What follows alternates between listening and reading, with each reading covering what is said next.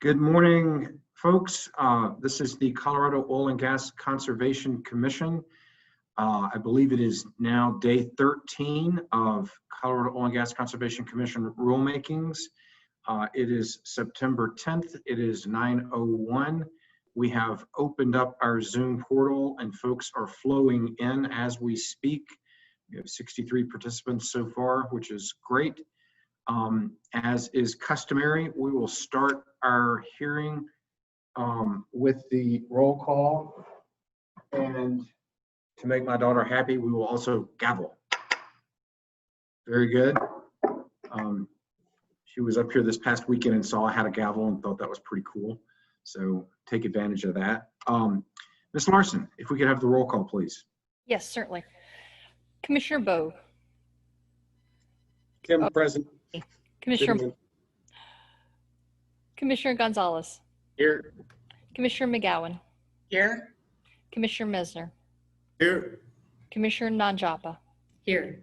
Commissioner Putnam. Commissioner Robbins. Here. Mr. Chair, you have 6 out of 7 commissioners present.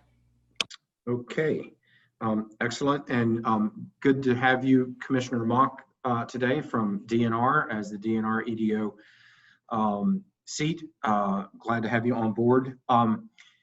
We want to start today with a little procedural matter.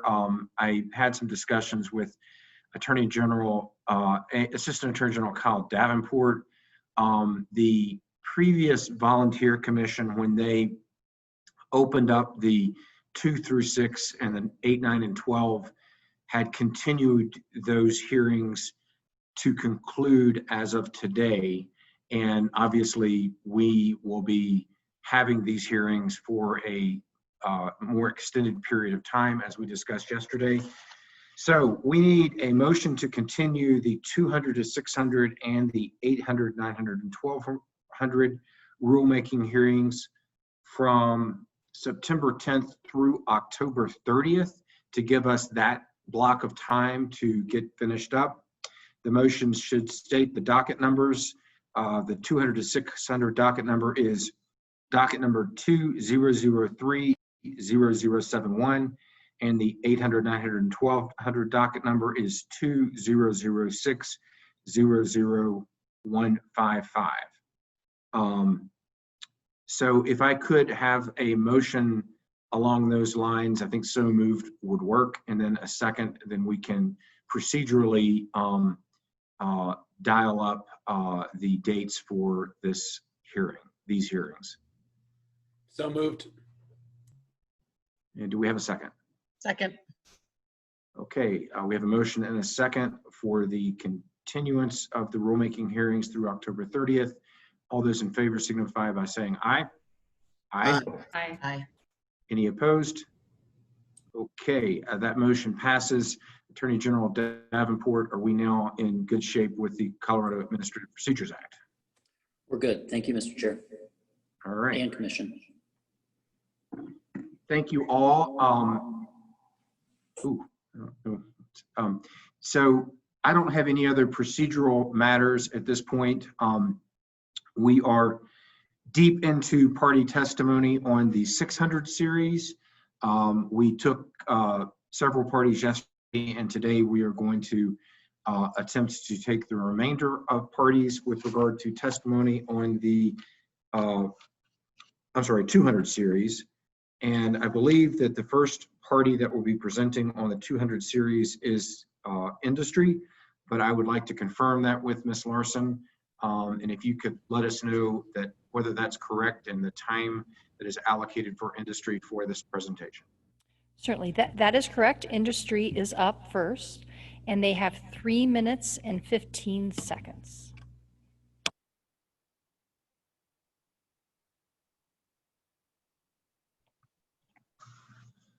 I'm sure you're doing your magic and bringing industry to be paneled.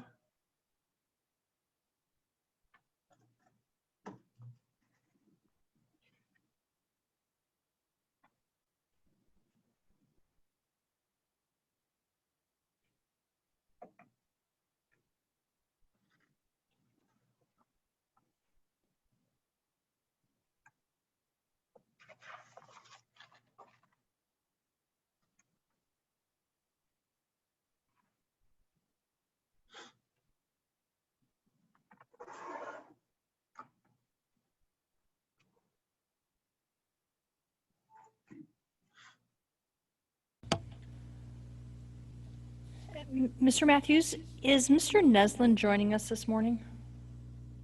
I believe he is, and I believe he will be introducing the group unless Ms. Bronson has different information.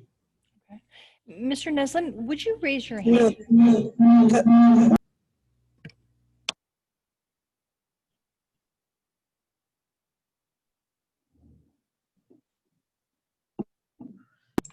And Ms. Larson, I also won't let me screen share.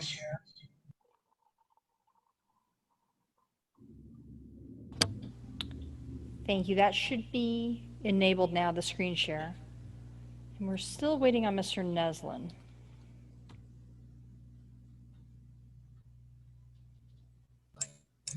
Says his hand is up. One moment.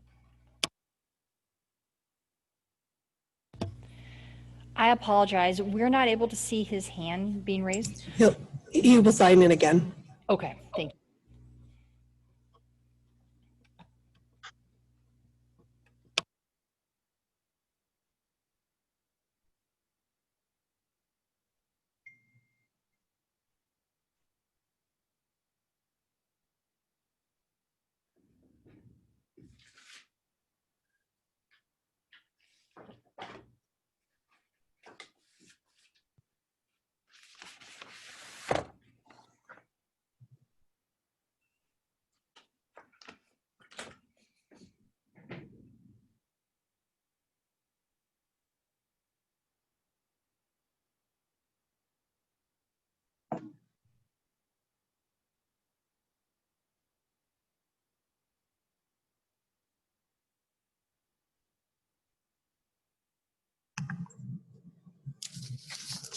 Commissioners, can you hear me? We can hear you, Mr. Neslin. Very good. Then I'm ready to begin now. Commissioners, I'm Dave Neslin. I'll be speaking this morning on behalf of the industry. Our suggestions on the 200 series are spelled out in our pre-hearing statements and responses and written testimony. Our witnesses are also available this morning, and they'd be happy to answer questions. That includes Kim Mendoza-Cook, Robert Mathis, and Greg Nybert. In the interest of time, we have a short PowerPoint with some Redline changes for your consideration. Begin with Rule 201C. We respectfully disagree with the last sentence of this rule, which provides that a COGCC standard governing surface impacts will supersede a local government standard that's deemed less protective. For reasons previously explained by Mark Matthews and Matt Lepore in connection with the 300 series rules, we believe that the COGCC should defer to the local government standard so long as the standard protects the public and the environment, whether it's deemed more or less protective. That's consistent with SB 181, and it better reflects the authority given to local governments, and the COGCC remains as a backstop to ensure that the public and the environment are protected. Next, Rule 218, which is very important because it applies to all asset conveyances, whether one well or 1,000. Our position has evolved. We now believe that it's a workable rule with two changes I want to highlight this morning. First, Rule 218B should allow the operator to file the Form 9 transfer of ownership less than 30 days before the transfer date because a significant number of conveyances are sign and close deals. The draft rule does not provide for this type of closing. Second, most of the documents and details should be provided with the Form 9A, which is filed after the transaction closes, and not the Form 9, which is filed at the beginning of the process. This is because the transaction terms and assets conveyed often change between the initiation and the closing of the deal. By providing the documents and details with the Form 9A, the deal terms will be fixed, the parties can provide the necessary attestations, and this will be more accurate and helpful to the staff. Asking potential buyers to sign attestations regarding liability before due diligence has been conducted is simply impossible. Further, filing forms with a public entity like the COGCC before a transaction has closed interferes with the confidential nature of transactions prior to closing. And finally, many rules broadly provide as the standard for director or commission decisions that the application or action in question protect public health, safety, welfare, the environment, and wildlife. but that standard does not provide a fair or meaningful warning of what criteria or factors must be met and leaves operators guessing what action is required. This denies operators due process, and this problem is not cured by allowing an appeal to the commission because the commission will apply the same vague standard. And this chart it further explains the issue. Again, our witnesses have extensive experience with each of these topics, and we'd be happy to answer any questions on them. Thank you. That concludes my presentation. Thank you, Mr. Neslin. I'm looking at the screen to identify witnesses. It looks like we have Kim Mendoza Cook, Robert Mathis, is that right? Yes. And Andrea Bronson, I think. And Greg Nybert is on as well, Chairman. All right. To begin, Ms. Cook, would you like to elaborate on any of these 3 points that industry has made? Thank you, Mr. Chair. Certainly, just to reiterate, as Mr. Neslin indicated, we spoke to the local government authority in Rule 201C.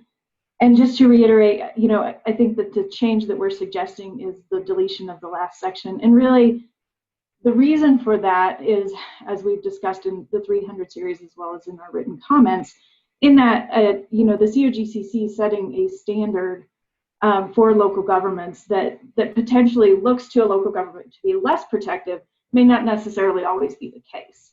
In some instances, I'll use access roads for an example. A local government's looking at it from a broader perspective in terms of the traffic patterns and things that the local government process reviews. And, for us, I'll just give you an example. COGCC staff looking at a access road in which, for example, lights from trucks are close to a neighboring property. However, the local government has requested that access simply because of the safety flow of the road infrastructure and or the need for distances between certain access roads. Just one example, but that's to just show and illustrate that while a standard may look less protective, it may not necessarily be the case. And so just again, as we talked about in the 300 series, the COGCC looking to the local government, working with the local government to assess those impacts and align with that regardless of what the standard states on paper. Thank you, Ms. Cook. Are there other questions from commissioners to this panel? Ms. McGowan, I think I saw your hand raised. Thank you, Mr. Chair. Thanks for your testimony. I'm wondering if you could talk a little bit about the transfer of documents and the attestation. And I think what the commission is trying to do, which is balance out, making sure that there's adequate protection while assets are being transferred to the new owner. And so could you explain a little bit more why the language as written doesn't work, and do you have suggestions for, I'm going to stop there. If you guys could just go into that a little bit more, it'd be helpful for me. Commissioner McGowan, that's a very good question. We do have in the red lines that we were able to put up on the screen, and which we'll submit to you shortly, some language to accomplish that. I think in a nutshell, again, we're talking about moving some of those attestations from the Form 9 that's submitted at the beginning of the process to the Form 9A that's submitted after closing. So we're not proposing to do away with the attestation or the requirement. It goes to the timing of the requirement vis-a-vis the transaction. I'd like to ask Mr. Mathis or Mr. Nybert to answer that as well, because they're both very experienced with these kinds of transactions. And I think they can give you a perspective of from the deal standpoint. Mr. Neslin, as we're turning to one of your witnesses, would you mind resharing your screen with the suggested red line edits so that we can have context as we listen to your witnesses? Certainly. Ms. Bronson is doing that now. And while she's doing it, this is the This is Rob Mathis again. I'm managing counsel for the Rockies here for Occidental Petroleum. And with respect to the attestation, I think our concern would be until the due diligence process has been completed, it would be very difficult for a buyer to sign an attestation saying, I'm going to take liability for these assets. Because during the course of the transaction, if it's a type of transaction where you sign a purchase and sale agreement, there's a 60-day due diligence period and then closing, the assets are going to shift. As title review is done, as environmental compliance is done, as economics are done, it's possible that certain assets would drop out or even be added to a potential transaction. Both can happen and both are usually accounted for in a complex purchase and sale agreement. So we think that it would be most appropriate for the attestation to be signed by the new buyer when they know what for sure is going to be included in the closing documents. I'd also add that whether a company or a buyer or seller retains or assumes environmental liabilities at the location is negotiated between the parties during the course of the transaction. And that's partly due to market pressure whether the buyer or seller retains or assumes the liability. Previously, you saw a split. Currently, you're seeing more buyers assuming the liability, and that whether the buyer or seller retains or assumes the liability is worked out through the due diligence period, which wouldn't be completed until after or wouldn't be certain until after the transaction closes.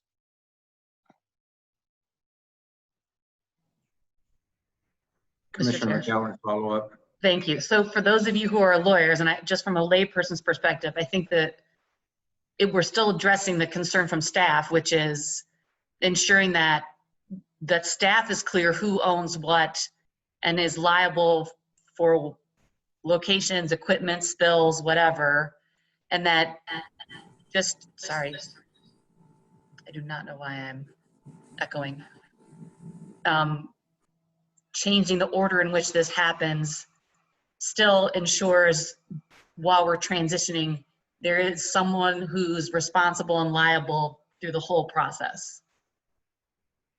That's correct, Commissioner McGowan, because until such time as the commission approves the Form 9 or 9A in our request, the current operator remains liable.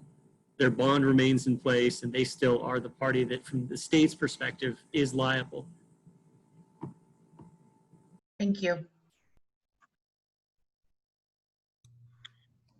So we would ask, as we always have, to have these slides presented to Ms. Larson, and we will certainly have staff who have drafted the initial version of Rule 218 to take a look at this. So we appreciate that evidence and testimony. Do we have other questions for commissioners? Or from commissioners, sorry. To the panel. Yes, Commissioner Messner. Thank you, Mr. Chair. So I wonder if that last slide that you presented could be put back on the screen, because that was a lot of information to absorb in a few seconds. And I'd like to give you an opportunity to walk through those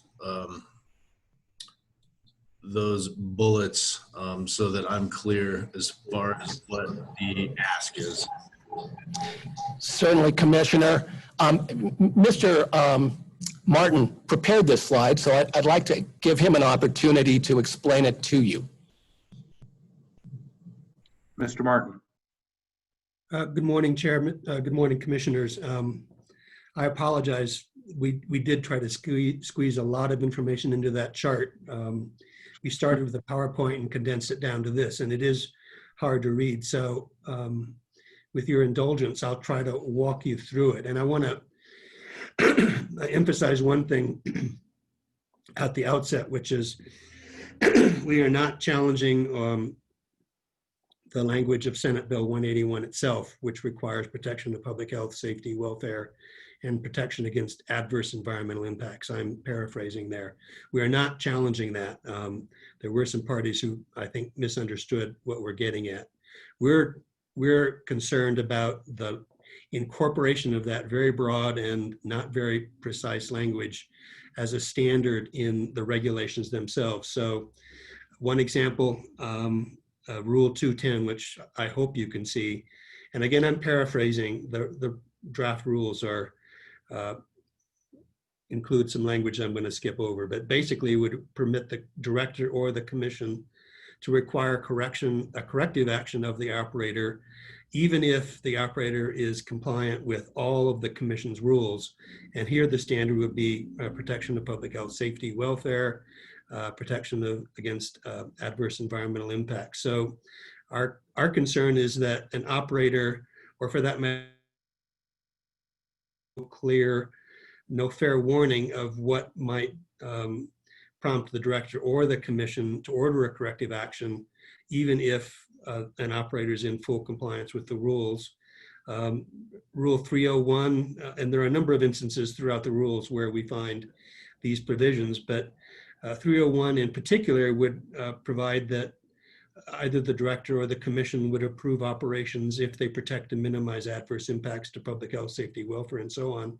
So there's not even a reference to the commission's rules in considering whether or not an application should be approved. And so again, it's a standard that provides no fair warning to any party, whether it's an operator, or a local government, or an NGO, of what kind of permit application, what kind of conditions would be approved by the commission as part of a review of an oil and gas development plan.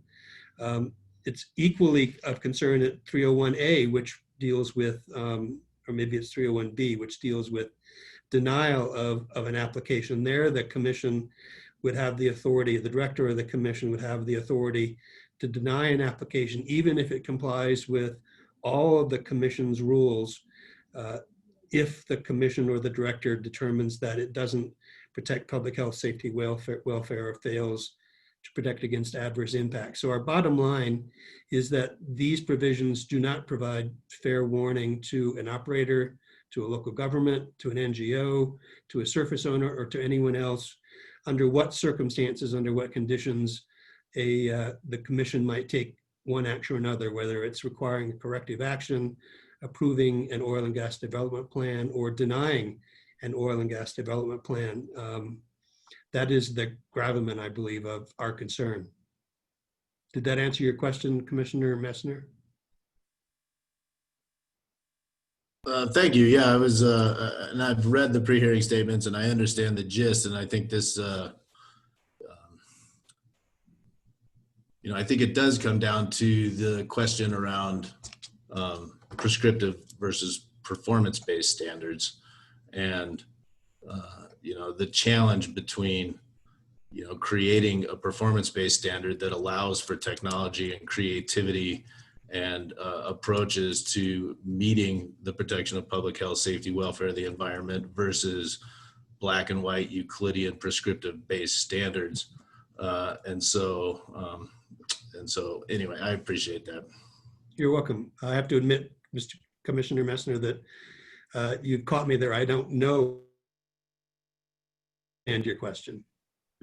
Mr. Martin, you froze in that answer. Could you provide that answer one more time? I was merely responding to Commissioner Messner and saying that while I have no idea what Euclidean means, I'll have to look it up as soon as I'm off the screen here. I understood his question, and I understood the tension that's at work here, but we would continue to suggest that some greater direction for all parties concerned is in everyone's interest. And Mr. Martin, that actually was going to be my follow-up. Having identified a concern, it's helpful to identify a solution. And I think I just heard you indicate that you don't require the complete deletion of these sorts of notions, but to put some parameters around it. Is that right? Or is it more of a, you should just delete the discretion enacted in 210 and 301?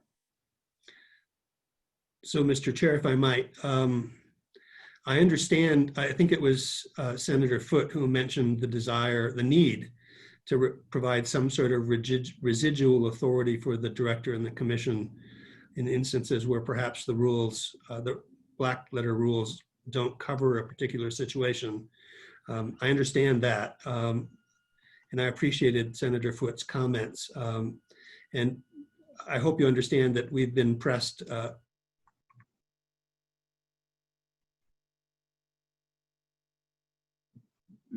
Mr. Martin, you have frozen again.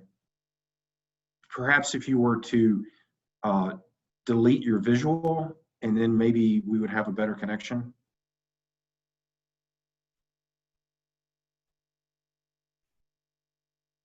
Ms. Larson, we don't need to worry about time because this is on commissioners. But let's see if we can get Mr. Martin back.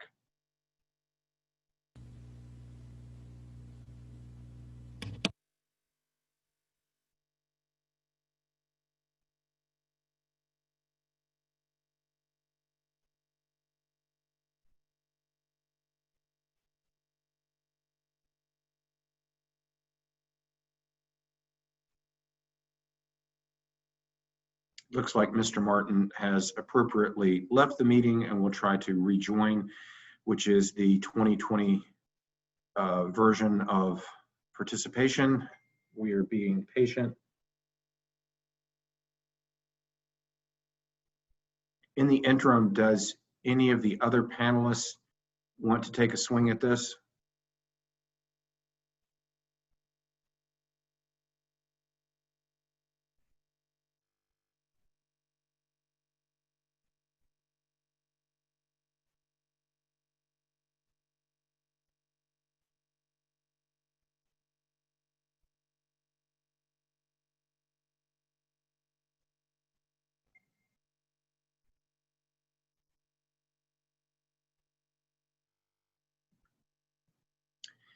While we're waiting on Mr. Martin to potentially rejoin, perhaps we could see if there are other questions, not around the standardless standard issue for this panel.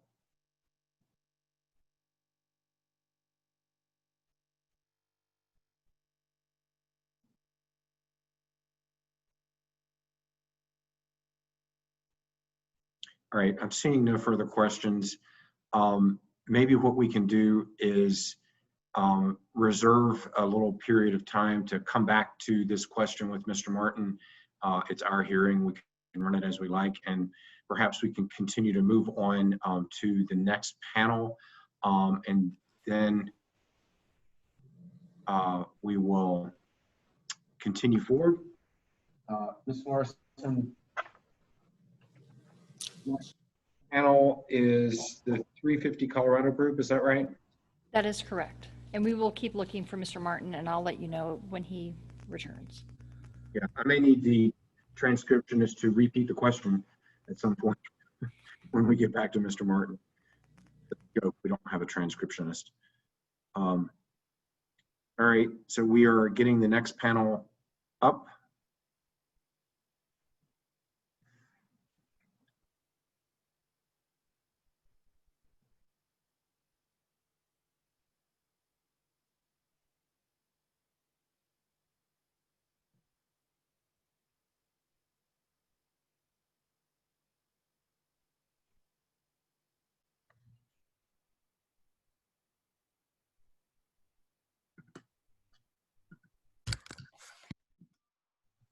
Good morning, Ms. Merlin. Good morning, Ms.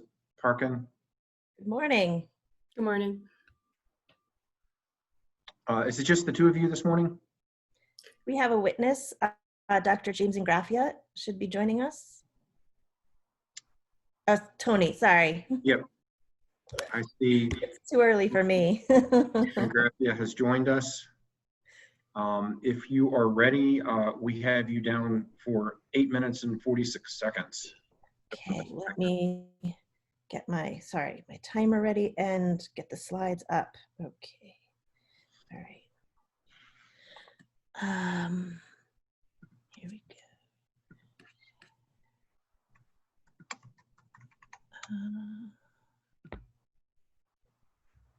go. Okay. All right, we are up with our presentation on the 200 series. We'll start with Dr. Tony Ingrafia. Very good. Good morning, Commissioners. My name is Tony Ingraffia. I'm a longtime chaired professor at Cornell University and a licensed professional engineer in the state of Colorado. Next slide, please. Oh. I'm representing these 5 organizations, and I want to speak to you about methane and its relationship to Series 200 provisions, 2 important provisions having to do with plugging and abandonment of wells and asset transfer. As you've already heard from other experts previously, methane is an extremely potent greenhouse gas, and it's very important that we limit methane emissions. How does methane get into the atmosphere from oil and gas operations? In many ways, but most importantly, from leaking wells. This is data that was published by a paper I authored looking at another shale gas and shale oil facility, a set of facilities in Pennsylvania. You'll note that unconventional wells, that is those that are accessing shale, like those in the Denver Julesburg, leak at a rate much higher than conventional wells, surprisingly, even though they're modern. So it is true that a significant percentage of wells do leak methane. What does that have to do with Series 200? Next slide. All wells in Colorado, whether abandoned already or operating, will eventually be abandoned. And as I just pointed out, a significant percentage of them will be leaking. We have to be very careful about not allowing leakage to occur because, as I said, methane is an extremely important, potent greenhouse gas. This slide shows the relationship between another Series 200 provision, asset transfer. This is an example that I published even more recently, earlier this year, again in Pennsylvania, in which a company, Exco, had 218 wells that were leaking like sieves, 53,000 cubic meters per day of methane. Over a period of 3 years, they transferred those well assets to a new company, Alliance. And lo and behold, 3 years later, Alliance now owned all the Exco wells, and by magic, most of the methane emissions disappeared. So this is one operator transferring leaky liabilities to another operator and magically having the methane emissions disappear. Beware. Ask the question, why is an asset being transferred? Is it a legitimate business activity, or is it an opportunity to hide emissions? Next slide, please. Let me summarize with a set of recommendations. Please mandate bonding that will cover the full cost of closing and remediating abandoned wells. Don't let them become orphans of the state. Ensure that liability remains with all past and future operators. Ensure that operators cannot hide behind their corporate shields in order to avoid strict liability. And most importantly, please begin a managed phase out of oil and gas permitting to align Colorado with the rest of the world. Let's make sure that over the next 10 years, we do everything we can to not exceed that 1.5 degrees centigrade rise in global temperatures. Thank you very much for your attention today. Hi, Commissioners. My name is Micah Parkin. I'm Executive Director of 350 Colorado. I'm speaking today about the financial overview of shale oil and gas industry and what regulators need to know to protect taxpayers. Coloradans now face significant potential expenses and challenges to clean up, shut in, recap, and maintain thousands of orphaned, abandoned, and eventually leaking wells. The industry is in financial crisis with over $260 billion in debt, and they've never experienced even 1 year of positive cash flow in aggregate, even when oil prices were high. The industry is largely a collection of zombie companies. They have to entice new investors to service existing debt, and traditional investors are now fleeing. Wells deplete very rapidly, 70 to 75% in the first year alone, and most sweet spots have been tapped. Already in 2020, 57 oil and gas companies filed for Chapter 11 bankruptcy, and about 30% of U.S. shale operators are technically insolvent at $35 per barrel oil prices. Next slide. So we're seeing escalating bankruptcies across the nation. The investment advisors Haynes and Boone say that over the last 5 years, they've seen 240 producers filing for bankruptcy. And that's just over the last year, they've seen a 66% increase. Next slide. Colorado taxpayers need your protection. The coming tsunami of bankruptcies will leave Colorado taxpayers holding the bag. The average cost of orphan and abandoned wells is $270,000 per well. That's a massive potential taxpayer liability. Consider that with 80,000 wells in Colorado, if even half of those are orphan and abandoned, that's a $10 billion price tag. That's a third of our entire current state budget. Coloradans face a serious financial burden or severe health, safety, and climate risk from leaks. This is basically a choice of state insolvency or environmental disaster if precautions aren't taken. Operators are using mergers, transfers, and bankruptcies to escape liability. And when these bankruptcies happen, taxpayers are frequently left holding the bag. Consider the case in Firestone where the operator responsible for the failure to properly plug the flow lines was never held liable because it had merged with other companies. In North Dakota, they're now using $66 million and may use up to $400 million in COVID relief to plug and abandon 239 abandoned wells. And in Canada, they're funneling $1.7 billion to 3 provinces for abandoned wells.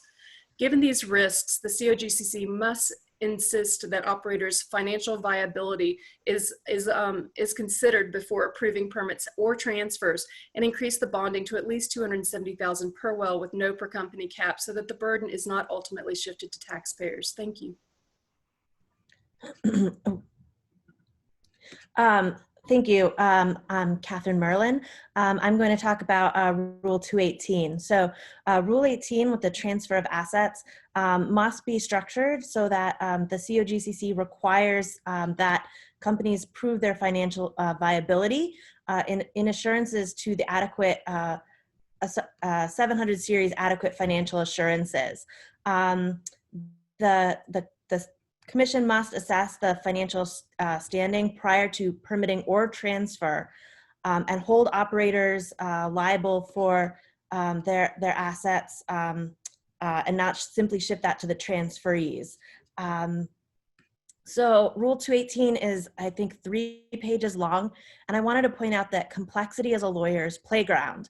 The good things that we want to see should be simple. So simple rules for inspections, simple rules for complaints, plugging and abandoning and remediation, setbacks, and financial accountability. Simple is good.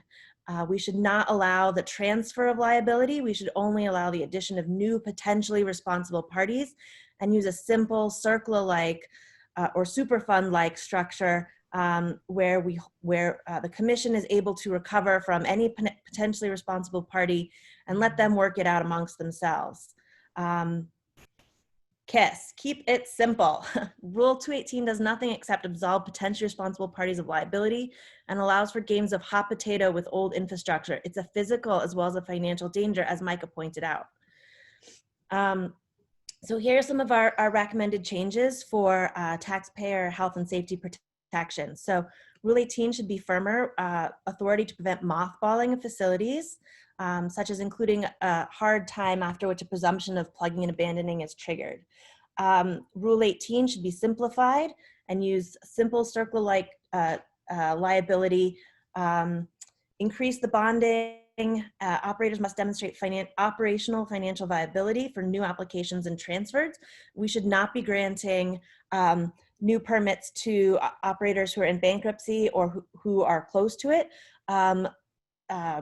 And we need to phase out new oil and gas permitting to align with climate goals. Finally, we have inspections, complaints, and disclosures. We support Rule 204 as written. The commissions must have authority for unannounced inspections. Rule 222, complaints via phone calls or emails should be taken as seriously as if the correct form had been used. Rule 208, operators. Ms. Merlin, yes. I'm sorry, your time is up. Okay, thank you. And then we just had one final thing to respond to the industry group agreeing that standards are needed and ad hoc determinations don't benefit anyone. You can look to my pre-hearing statement on recommendations for that. Thank you, Ms. Merlin, Ms. Parkin. We appreciate your testimony and your testimony, Mr. Engrafe. Do we have questions for this panel? Ms. McGowan. And maybe staff can help, but I think I asked something pretty similar yesterday when we went through the 200 rules about understanding the financial viability or the ability for a new owner to be responsible or be solvent. And I think that that is outside of our jurisdiction. Ms. Merlin, do you want to respond? I missed that part of the presentation. I can't see why it would be outside of your jurisdiction. You have a responsibility to ensure that permitting is done in a manner that protects public health, safety, and welfare. If you're granting permits to people who can't safely develop those minerals, so for example, if Micah and I were to get together and to apply for a permit to drill, you would probably tell us that's ridiculous. There's no way that you can go out there and do that safely or responsibly. Likewise, the company that's teetering on the brink of insolvency with oil prices in the toilet is going to have to cut corners somewhere to make a profit off of those minerals. And there is some price at which oil simply can't be economically recovered, and that affects their ability to maintain healthful and safe operations. So I can't for the life of me see where that would be outside of your jurisdiction.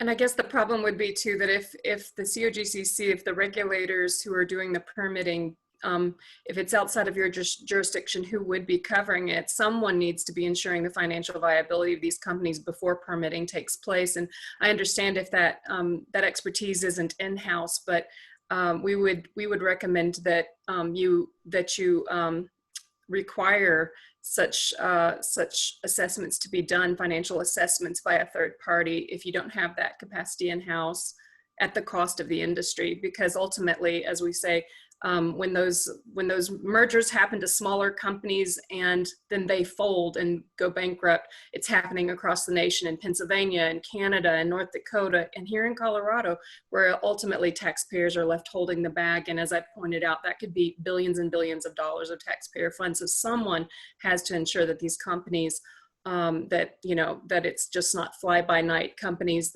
or bankrupt, companies on the edge of bankruptcy.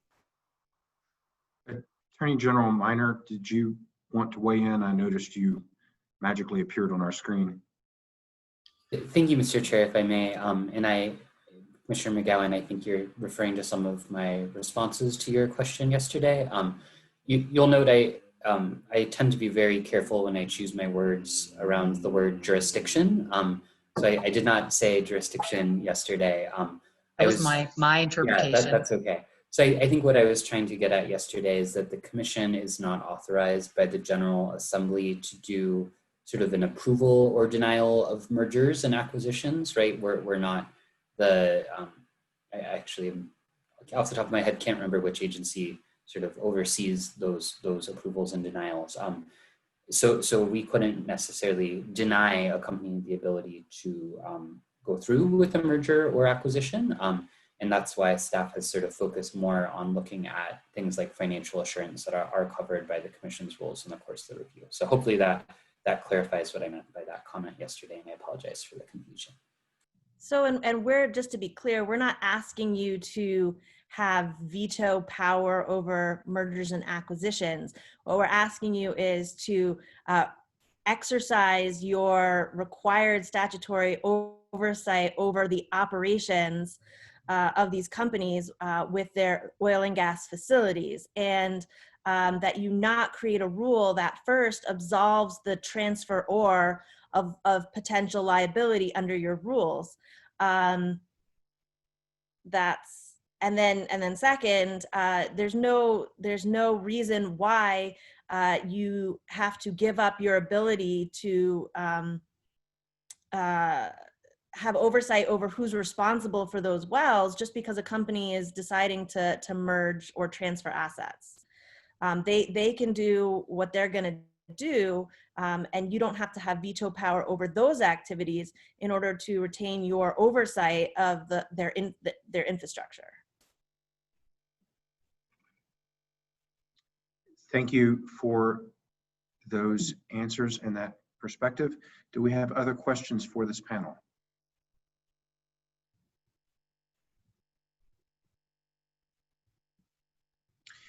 Ms. Merlin, if you could make sure that your slides get over to Ms. Larson, the recommended rule changes in particular slide would be helpful for deliberation, and we appreciate your perspective and your involvement with us. We will Zoom you away, and again, appreciate your being a part of our process. I see that Mr. Martin has rejoined us. Perhaps the energy in his house has now been turned back on. Mr. Martin, would you like to take a stab at answering again what you were trying to answer when you were froze up? We would appreciate that. Sure, Mr. Chair, I apologize. It appears that Comcast is down in much of our neighborhood and a large part of the city. So we have no landline, we have no internet, so I'm working off a hotspot off my iPhone. We'll see how long that lasts. But Mr. Chair, I think I don't know when I dropped off. You were all still looking at me, but you were awfully static. So I assume that somewhere in there, you lost me or I lost you. But what I was trying to say is that we have tried to give some thought to how we would best answer your question. We've been somewhat hindered by demands of time and resources, but that it seems, at least at first blush, that focusing more on prevention and minimizing adverse impacts provides a more quantitative, prescriptive goal for operators, local governments, NGOs, and others to understand what might motivate the commission, for example, to require corrective action or make a decision on approving or denying an oil and gas development plan, rather than the broader, much less precise protection of public health, safety, and welfare.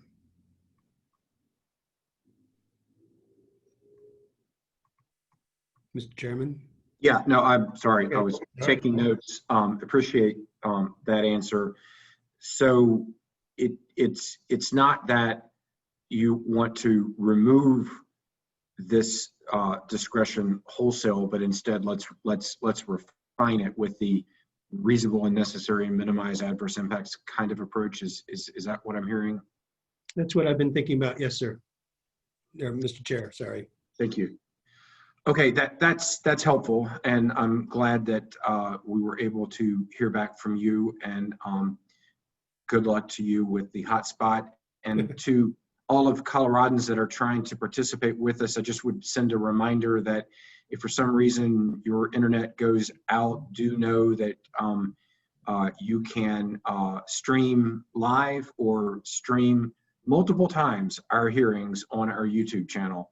And so that way, at a minimum, you can participate by listening. So again, Mr. Martin, thank you for getting back in. I will have you zoomed away, and we will bring in, I believe, Ms. Larson, Adams County, for a 2-minute and 53-second presentation. That is correct.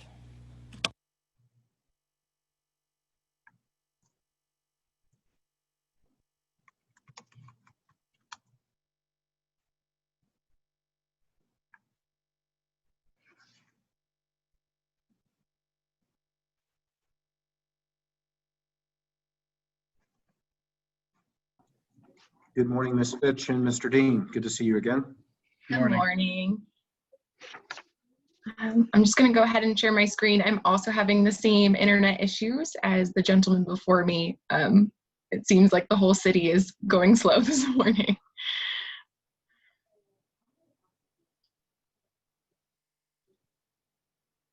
For you and for all parties, if internet issues arise, we will be nimble and patient and figure out a way to make sure that we hear from everyone. Thank you for that. We can see you and we can see your screen. Awesome. Good morning, Commissioners. Adams County supports the efforts of the COGCC to consider additions and amendments to the Commission's Rules of Practice and Procedure as directed by Senate Bill 181. Adams County is largely supportive of the 200 series rules as presented by COGCC staff. And the county would just like to expand on our support on the following subjects. Gregory Dean, our oil and gas liaison, will be discussing these in more further detail. So I will pass that on to Mr. Dean.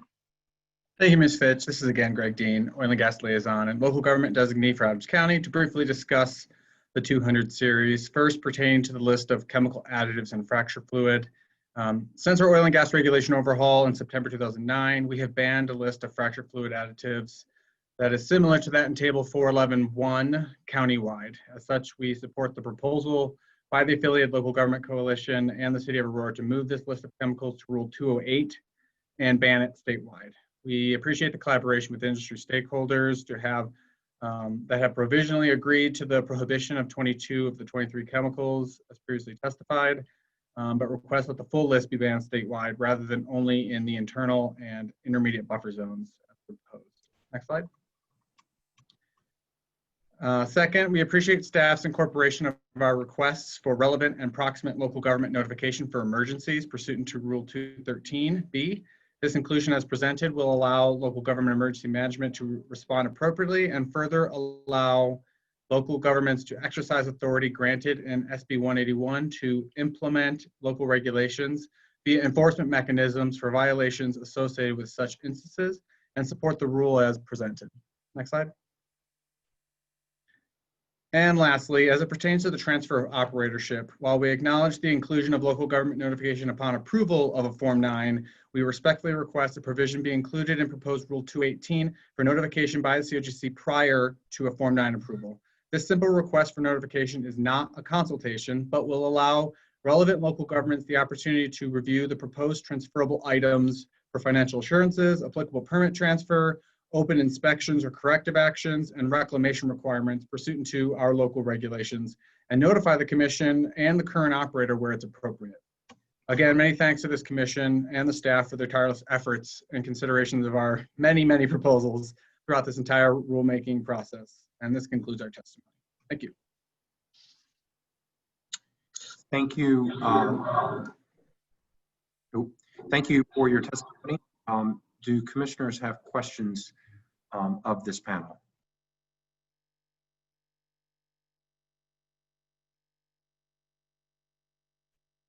Okay. Not seeing questions. If we could get the slides sent over, that would be appreciated. And we now will move to the affiliated local government coalition for a 7-minute, 15-second presentation.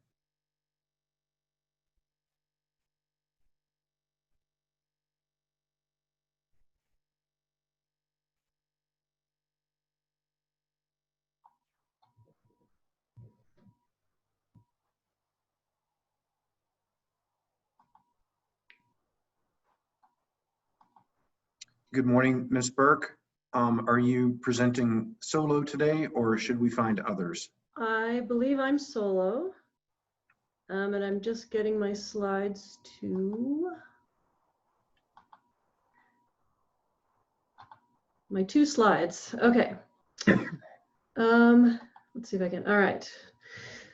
Good morning, all. Kate Burke with the Boulder County Attorney's Office, and I'm speaking for the ALGC and for Gunnison County on just a couple of points here.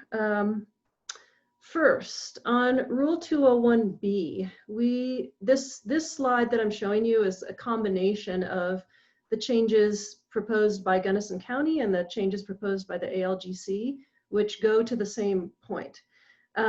These are small but significant changes regarding operators' responsibility for their contractors' conduct. Yesterday, Mr. Miner said that the intent of 201B is to make operators responsible for their contractors and subcontractors' compliance with the rules, which was a recommendation out of the SOGA report. However, we feel that the language actually used in the rule doesn't quite accomplish that intent. Currently, the rule says that operators will ensure their contractors' compliance. In practice, we feel this will be difficult, if not impossible, to enforce. And as an example, an operator may try to ensure compliance, but its contractors nonetheless violate COGCC rules and cause adverse impacts. In that case, the landowner, the local government, the COGCC are without meaningful enforcement options. The operator will have the defense of having attempted to ensure compliance, and the contractor has no direct responsibility to any regulator. Instead, we recommend that the language be revised to state, first, that both operators and contractors must comply with the rules. And second, that the operators are responsible for compliance by their contractors and subcontractors. This way, if a rule is violated, you and any other adversely impacted regulating party will know precisely who to turn to. There will be a single locus of responsibility for enforcement and for remediation of any problems. But I will also note that operators will be able to protect themselves from the consequences of this responsibility in their contracts with those goods and services providers, so it shouldn't actually increase their liability. But this change, while small and semantic, will provide clear and effective enforcement path in a way that the current phraseology does not quite achieve. And then my second point that is not on a slide, but as Adams County just mentioned, we had in the 400 series, we requested that the table of banned chemicals in 411.1 be moved instead to Rule 208 and make it a statewide ban. And I'll just comment that as with the discussion about protecting one family versus 10 families that's gone on during the past weeks, if the listed chemicals are too toxic in certain areas and fracking is also possible without them, then all areas and resources of the state should receive the equal protection. So I'm just reiterating that for your consideration as you consider the 200 in addition to the 400. And then finally, I want to discuss industry's position regarding Rule 201C. They asked for the elimination of the sentence regarding local government requirements that are stricter than the states. Our position is that that rule should be preserved as written. SB 181 makes it clear that operators must comply with both local and state requirements. Industries argued that during the bill enactment process, language stating expressly that the stricter requirement will control over the less strict was removed, but that is essentially irrelevant because we know that operators need to comply with both levels of regulation. And so the stricter of the two conflicting, if there should be two conflicting, the stricter will necessarily include or supersede the less strict. And 201C appropriately recognizes that operators must comply with the stricter of any two conflicting requirements, regardless of whether that stricter one is imposed by the local government or COGCC. That's all I had to say today. I'll stop sharing my screen and I'm happy to answer any questions. Commissioner, questions for Ms. Burke?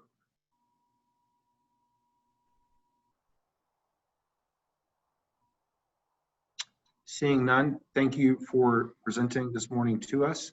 We will now move to the La Plata County Coalition.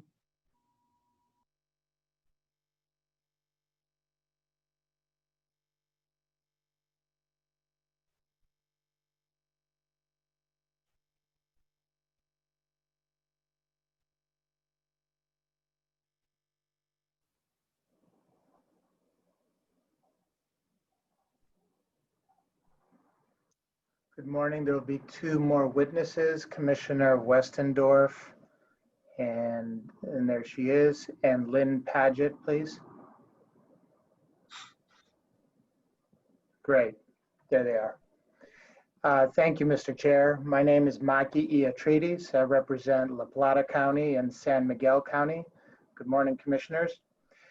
We will have two witnesses today, and the first one will be La Plata County Commissioner Julie Westendorf. Thank you and good morning. You know, am I visible or am I just going to, all right, here we go. You are now visible. All right, thank you very much. Thank you. Good morning, Chairman Robbins and members of the commission. I'm Julie Westendorf, a La Plata County Commissioner, and thank you again for welcoming me to testify. As you know, La Plata County has a mature field and the established infrastructure that comes with that, our roads, pipelines, wells, and processing facilities. It is imperative that the new rules under the new mission apply to existing facilities like the ones we have in La Plata County. Senate Bill 19-181 unequivocally directs the Commission to regulate all oil and gas facilities.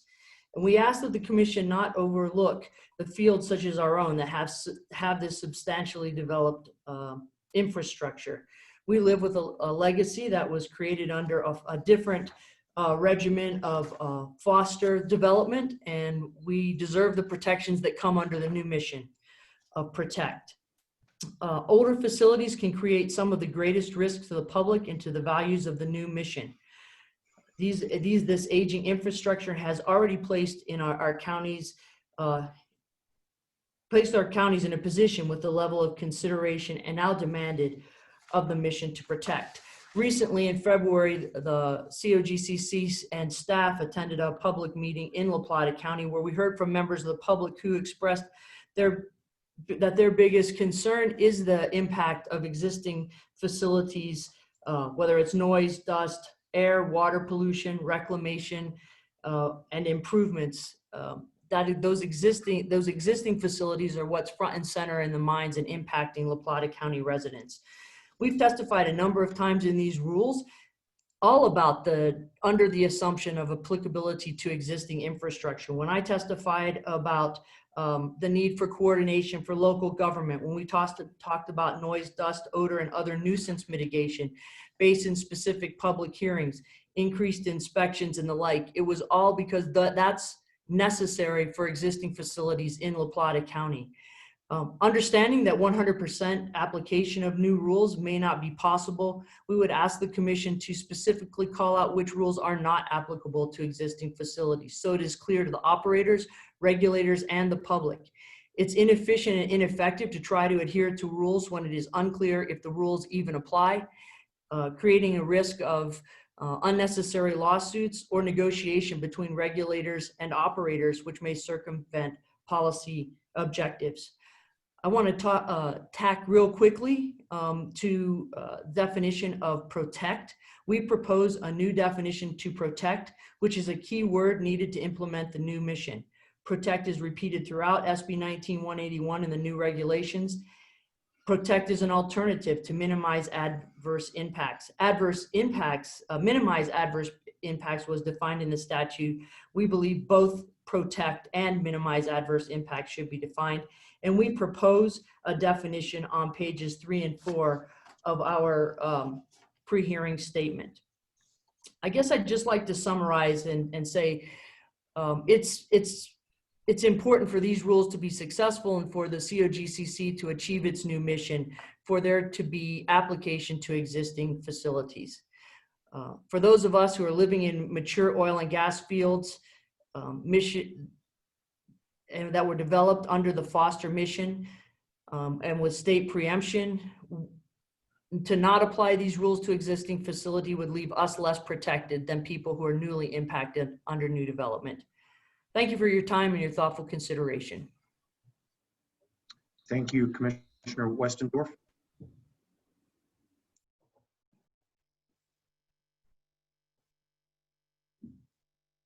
Ms. Paget, you're muted if you're.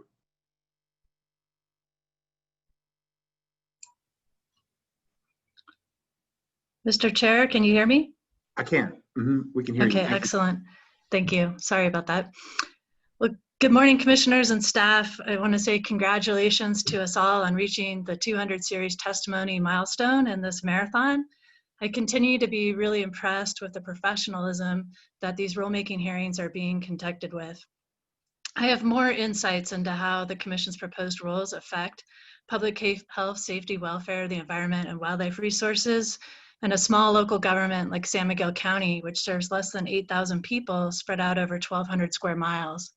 We became a party in these proceedings to help the Commission best craft rules to protect public health, safety, welfare, the environment, and wildlife for all Coloradans, which is a mandate that's actually placed on the Commission by Senate Bill 19-181.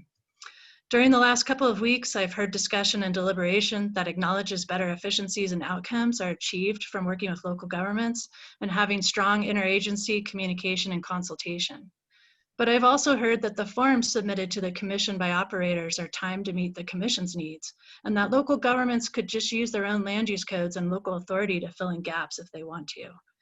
This really concerns me because as a small county with aging gas fields and no new spuds in the last 19 years, we need the Commission to protect public health, safety, welfare, the environment, and wildlife at existing and future facilities without a lot of customization being needed by a small local government with little expertise and no new resources. Sharing forms with surface owners or nearby owners is not a substitute for direct communication with the local government. Shifting protection of public health, safety, welfare, the environment, and wildlife to a small local government is an unfunded mandate, and also means that more endowed local governments will have better protection, while small remote local governments will have less.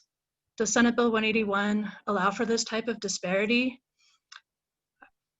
COGCC must regulate the operators and ensure that they are in good standing and have adequate financial resources to pay their royalties, keep current on their state, federal, and local bonds and permits, be current on local property tax where their impacts are most directly felt, have adequate financial assurances so they are not incentivized to walk away and burden taxpayers with reclamation or county road repairs. They need to provide accurate contact information and be responsive to communications. Colorado's marijuana licensing and liquor licensing are examples of the state and local governments working together to dual license operators and directly communicate about standings and violations. Why can't this be done for oil and gas operators? Why does the commission require copies of federal bonds, but not local ones? From the pre-hearing statements and written testimony, you know that San Miguel County has 127 active wells. 103 of these are on federal minerals. Only one of these active wells and all of the 72 currently producing wells are operated by just one operator in our county. The active wells and producing wells are 19 to 55 years old. The operator took ownership in the early summer of 2017. This operator appears to be out of compliance with royalty payments, reclamation, commission levies and reports, local road and bridge bond, local road and bridge permit, and has been or is delinquent on $845,000 in property taxes for 2017 to 2019. Yet the commission bonds amount to just $175,000 for surface, plugging upstream, and downstream gas facilities combined. The lack of adequate financial assurance is an incentive for this operator to walk away and burden local governments and state taxpayers. If corners are getting cut by an operator, it seems likely that our public health, safety, welfare, the environment, and wildlife is inadequately protected. We look forward to partnering with the Commission to adequately protect public health, safety, welfare, the environment, and wildlife within our means. Thank you. And that concludes our testimony. Thank you very much. Thank you. Commissioner Westendorf, or to the panel, you have brought forward the perspective of your existing field. Obviously was developed in a different mission, and you've asked that the Commission's new rules be applicable. Do you, and I can go back and look at all your testimony and pre-hearing statements, et cetera, but I just wanted to give you a chance. I mean, we had heard from Assistant Attorney General Minor yesterday or the day before, the days are all blending at this point, about sort of retroactivity and applying certain of the rules to existing facilities, but not all of the rules. Do you have specific asks of additional existing rule application? Like, or is it your perspective that we need more applied to existing facilities, or do we have the right balance? Or I guess I'm just giving you a chance to sort of weigh in on that. Assistant Attorney General Minor is also listening in and just appeared magically. I love it when that happens. So if you wanted to provide some perspective on that, that would be helpful. So thank you, Mr. Robbins. I guess what I would say is I'm familiar with some of the things that the Assistant Attorney General proposed. I would say several of the things that are important to us are included on the list.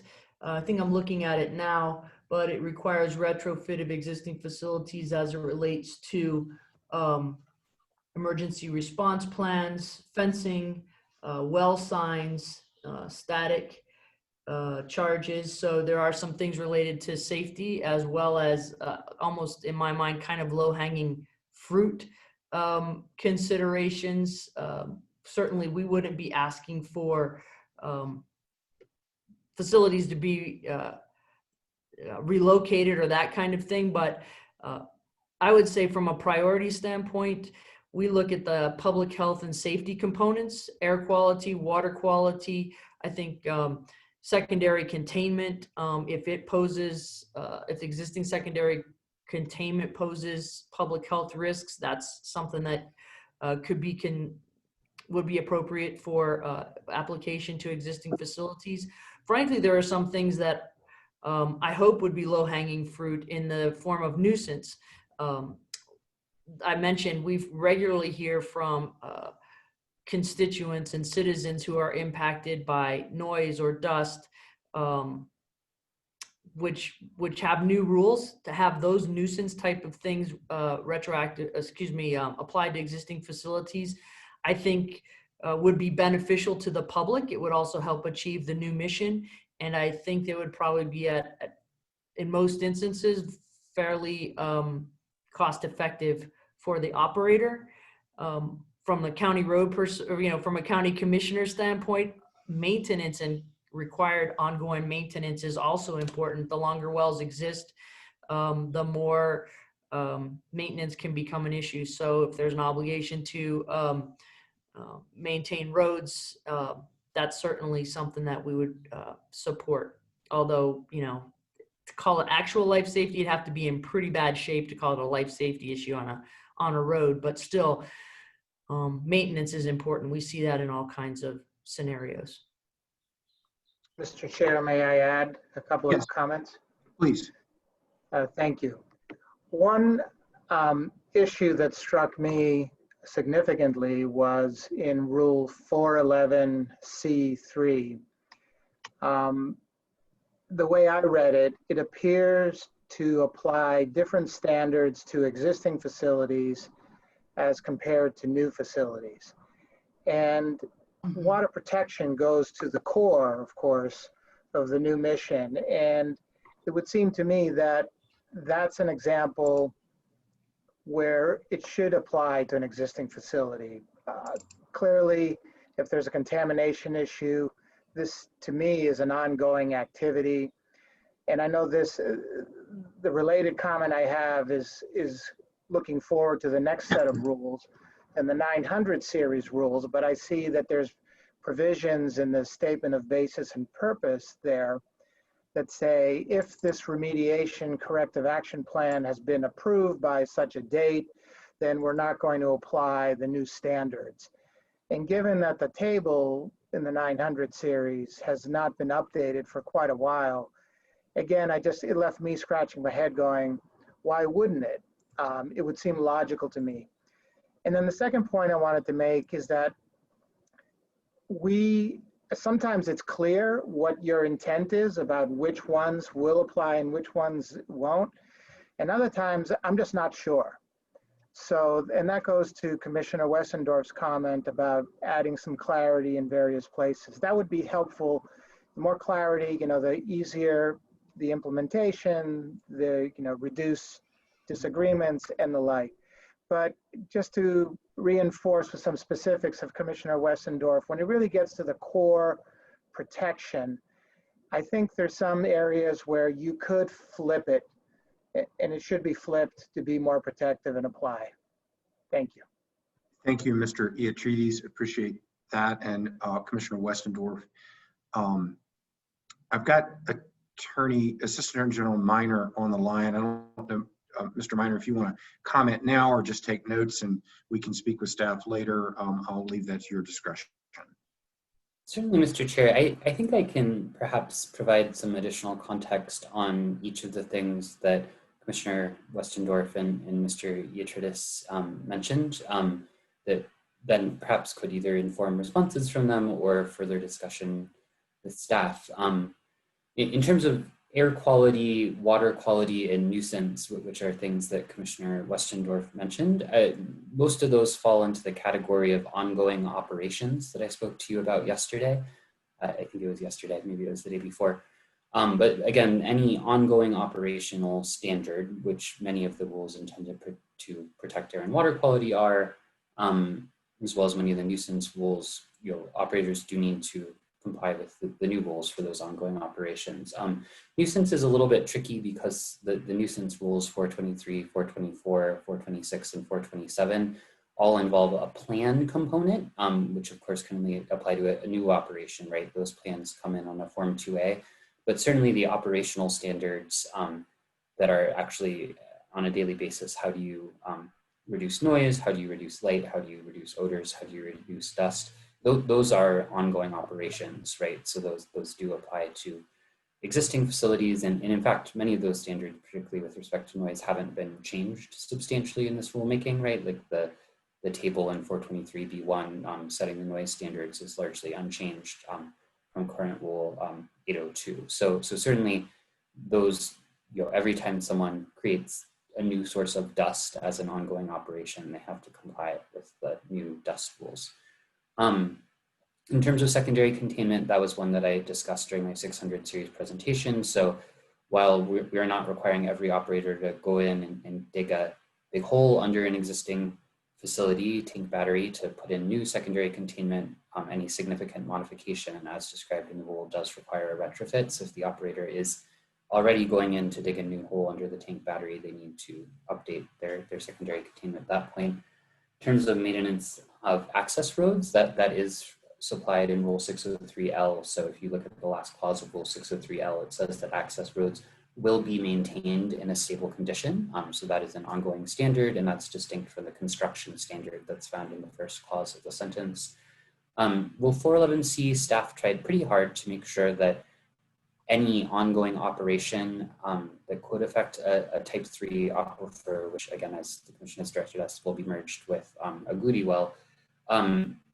Those ongoing operation standards like emergency management does apply to existing facilities, but the rest of 411C, which is the siting of a location near a Goody well, we can't move, or sorry, a type 3 aquifer, we can't move those existing facilities to a new location, right? So that falls into, we can't now have that half-mile buffer from a type 3 aquifer mean that an existing location has to be moved. And then finally, we're happy to hear more from La Plata County on Table 915. I think staff built into Rule 915 a way for operators to, they essentially have to comply with the new version of the Table 915-1 standards within a year, but they have the option to submit a plan for staff approval saying, we think we can complete this remediation under the old standards, and here's why we think we should apply the old standards. So that's sort of a case-by-case approval built into, I think, Rule 915F that you'll hear more about later, but that's a coming attraction, not for this rulemaking. So I hope that helps, and staff is, of course, happy to speak more, perhaps in the course of this hearing or offline with La Plata County if there are additional rules. The specificity, I think, provided by Commissioner Westendorf and Mr. Iatridis is very helpful, because just hearing sort of broad standards of what should be new versus existing doesn't always give staff the information we need to figure those complex issues out appropriately. Chair, may I make a comment, please? Yes, I was going to ask if the La Plata County panel wanted to respond. Thank you, Mr. Minor, appreciate that. And just to confirm, La Plata and San Miguel are not asking to relocate facilities. It's absolutely correct. So thank you for that. And maybe we'll take you up on some of the offline opportunities you suggested. Great. May I participate in this topic real quick before we leave it? Of course. Mr. Chair. So this is Lynn Paget from San Miguel County, and I fully agree with, and I appreciate this conversation. The groundwater was really important that it applied to the groundwater sampling to existing wells. But in San Miguel County, maybe we're unique where we have wells so remote from humans, but it would be helpful to also include, I know Attorney General Minor, you mentioned that the Form 2A and the nuisance, the planning level things were difficult to incorporate. We're not asking for wells to be relocated, but where maybe under the new rules, those forms may have received, say, consideration of timing limitations or stipulations to protect wildlife, like a referral to Colorado Parks and Wildlife. If there was a way to go back and just take a look at that so we're not having ongoing cumulative impacts for wildlife resources or even humans, that would be helpful. I don't have a specific suggestion, but maybe somewhere with 2A, there's a chance to identify where there may be ongoing cumulative impacts, and now we can better mitigate those at existing wells. Thank you, Ms. Padgett. Do we have other questions for this panel?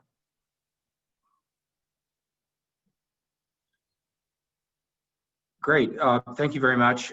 We would encourage additional collaboration with our staff on these issues.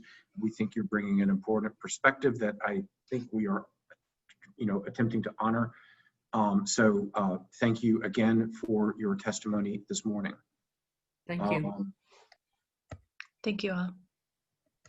Looks like Ms. Larson, Weld County is up next, and maybe we can tackle one more panel before our morning break.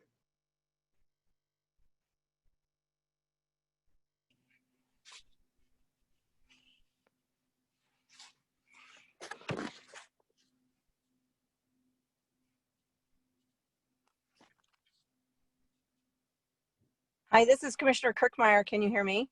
We can hear you and we can see you. Good morning. Good morning. I was expecting County Attorney Bruce Barker to also be on. Is he on? Yep, okay, we have there he Mr. is. Barker on as well. Okay. Mr. Chairman, I'll go ahead and start. We appreciate the opportunity to speak to you today. We have one witness who will provide comments about proposed Rule 201C, and that's Commissioner Barbara Kirkmeyer. Commissioner Kirkmeyer. Thank you, Bruce, and thank you to the Commission. Thank you for having the opportunity to be able to speak with you this morning. As stated, my name is Barbara Kirkmeyer, and I am speaking on behalf of the Board of Weld County Commissioners. We are opposed to any of the proposed rules that are in conflict with the statutes where the COGCC exceeds your jurisdiction regarding land use authority. And as Bruce has already stated, I'll be talking specifically about Rule 201C, which appears to be trying to set a floor. Listening throughout all the testimony over the last couple of weeks, there appears to be this presumption that the COGC has co-equal land use authority with local governments. Weld County does not dispute that the COGCC and other state agencies, quite frankly, have authority to regulate oil and gas operations. However, we believe that the law is clear.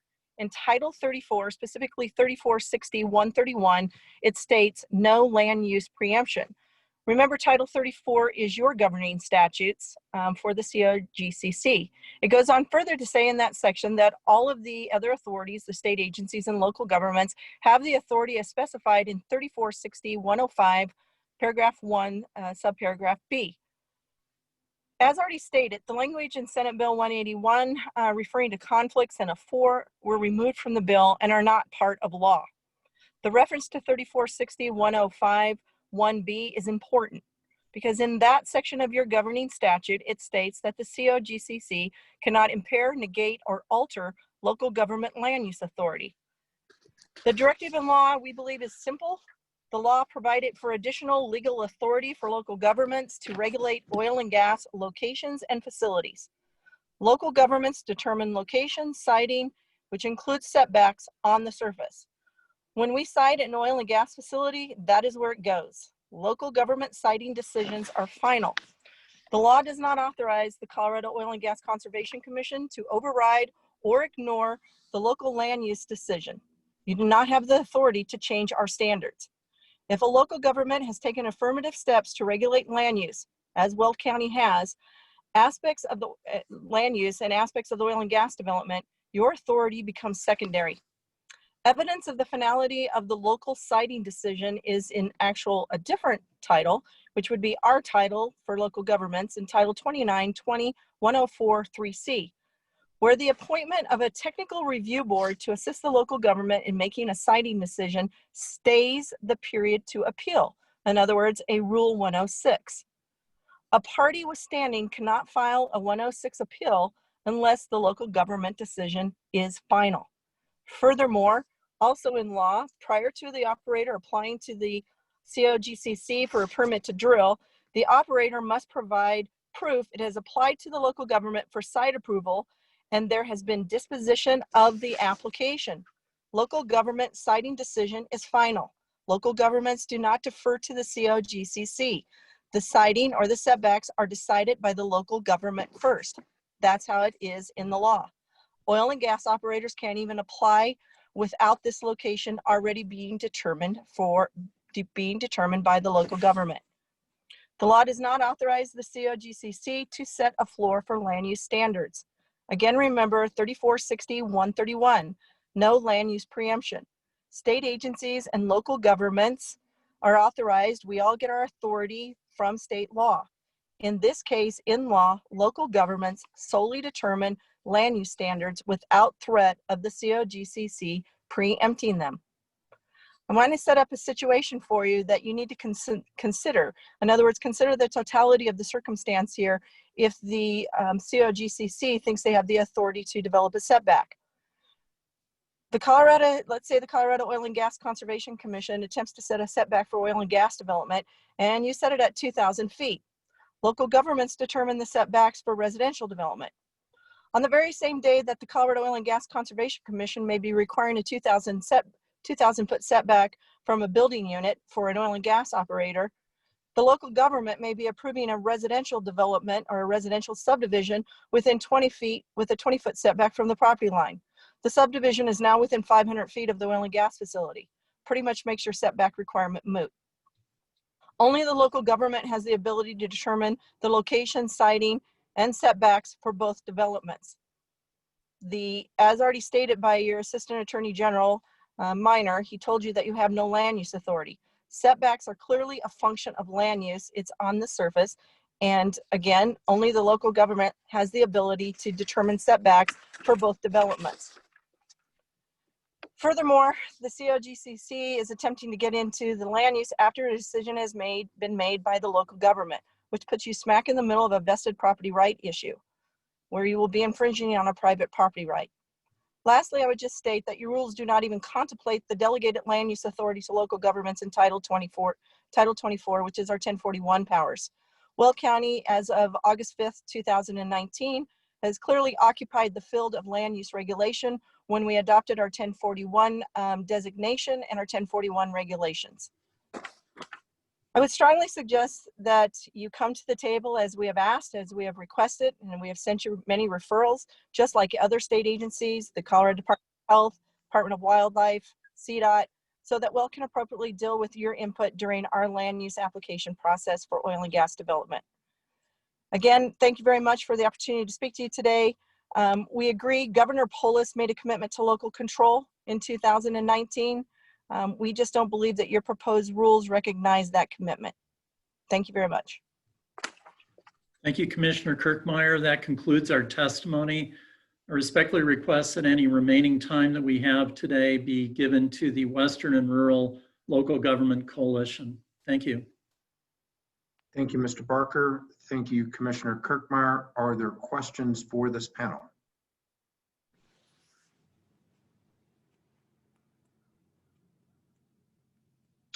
Thank you again for your testimony and for your participation. We've appreciated it. We do not have questions for the panel. So at this point, I believe we are on track for our morning break. We will take a break now and reconvene at 10:45.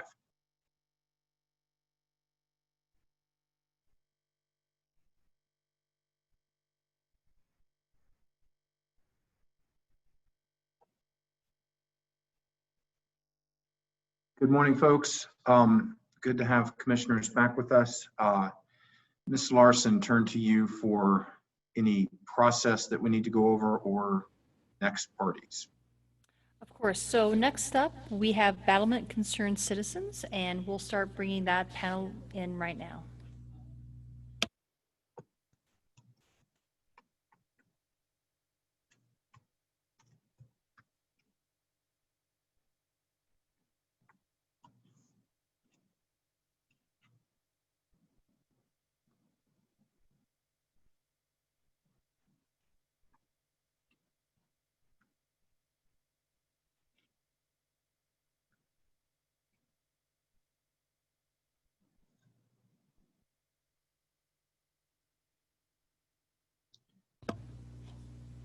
You child there, Mr. Samuelson.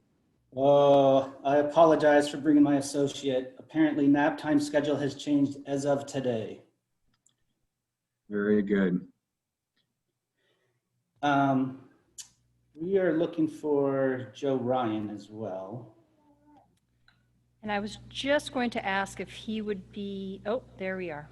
We found him. And I'm gonna, before we get started, I'm gonna ask Joe if he could share his screen.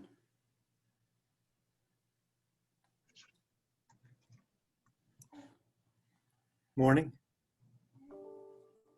Good morning, Mr. Ryan.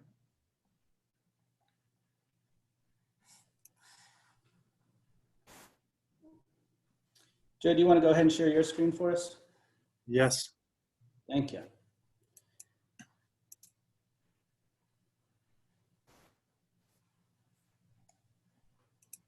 Coming up now.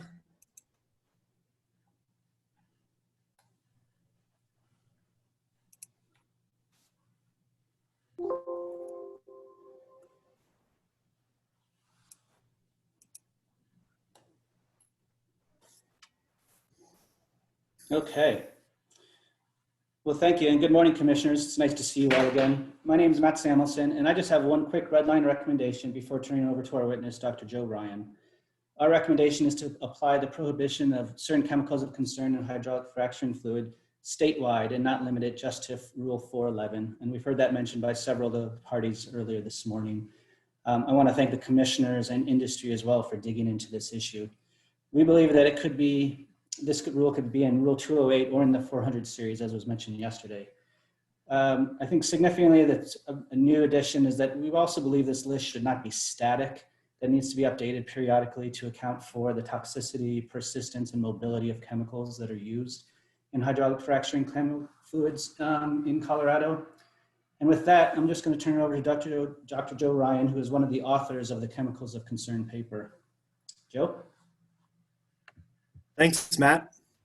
And commissioners, thanks for the opportunity to tell you about our research on identifying hazardous compounds in hydraulic fracturing fluid. I've been a professor of environmental engineering at University of Colorado Boulder since 1993, teaching, doing research on contaminant transport in natural waters. I got involved in studying oil and gas development as the director of the National Science Foundation funded Air, Water, Gas Research Network, which ended a 7-year run last year. Air, Water, Gas supported the research of 27 investigators, mostly in Colorado, on environmental, economic, political, and public health effects of oil and gas development, and we focused on the Rocky Mountain region. Largely because COGCC provides such good data for what's happening in the industry. To identify the most hazardous compounds in fracturing fluid, I'm sure you all know you have to start at fracfocus.org. And for our 2015 study, we used data from Colorado, North Dakota, Pennsylvania, Texas, that went back to 2011, which was the earliest collected by FracFocus, and up to 2014. And that gave us just over 50,000 frac jobs to look at. From these 50,000 frac jobs, the paper we wrote collected data for 659 of them. And not just toxicity, but also how they would move in groundwater, the mobility, and whether or not they would break down, their persistence.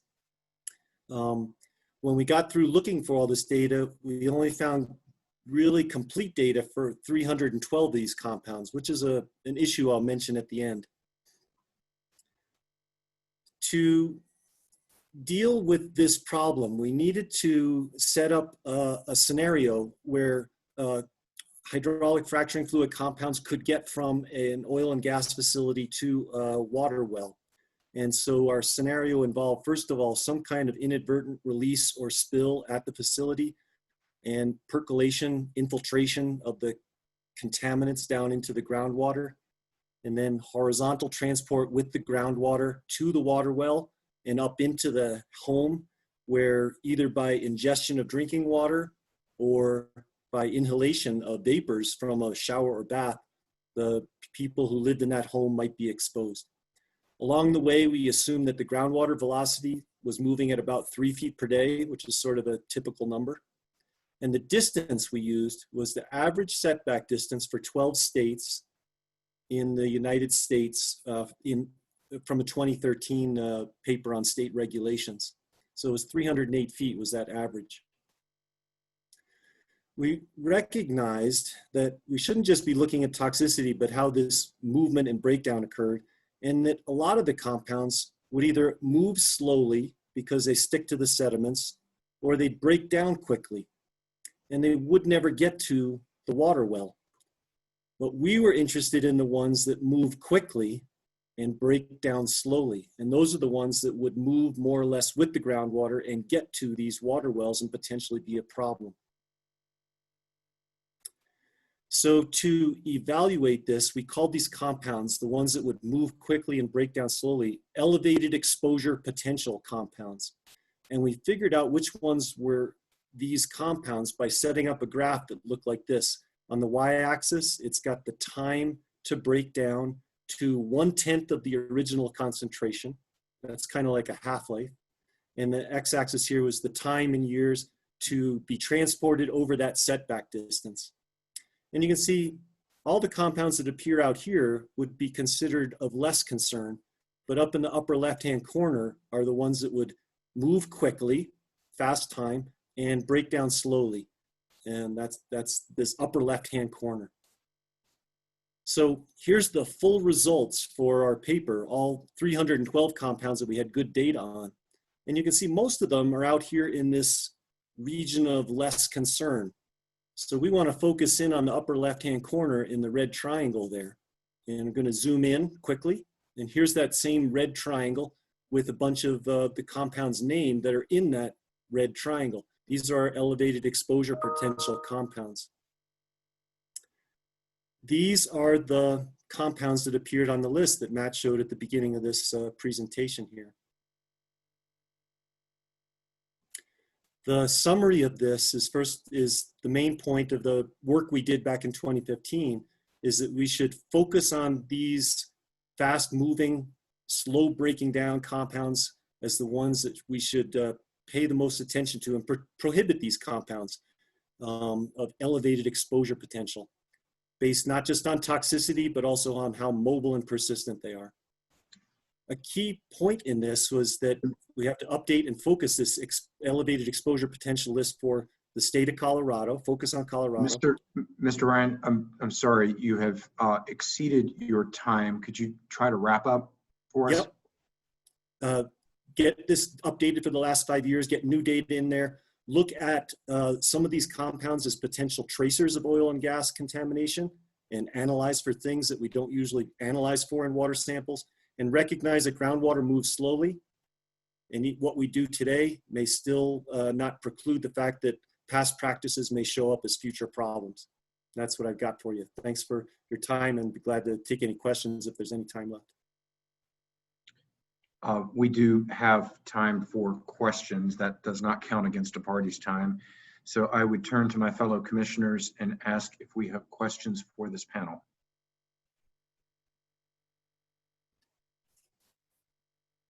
Mr. Ryan, was that your last slide? Yes. Okay. Just wanted to make sure we got all of that, and appreciate the information. We've had a lot of science that has been sort of conflicting and at times difficult to interpret. This science was pretty easily understood, so I appreciate your presenting it to us. I'm not, Commissioner Najapa, you've unmuted, so perhaps you have a question. Yes, go ahead. Thank you, Mr. Chair. Yes, my first question was going to be whether this was the last slide and if Dr. Ryan could continue, but I appreciate that the information that you shared. And I was curious if, and perhaps this is in the pre-hearing statement, but do you have examples of some of the persistent compounds listed there that we could then use in terms of considering what to test for those mobile and persistent compounds? We go back to this list of this graph showing the elevated exposure potential compounds. And as you look through some of these compounds that are underlined in red, notice that some of them are ones that we normally analyze for groundwater samples, like ethyl benzene and xylenes. That's part of BTEX. That almost always gets measured. But many of the ones that appear on this list, especially these ones that move really fast, are not routinely measured. And those would be compounds that we might want to pick out and add to routine analysis for well water samples as part of the state monitoring regulations. Okay.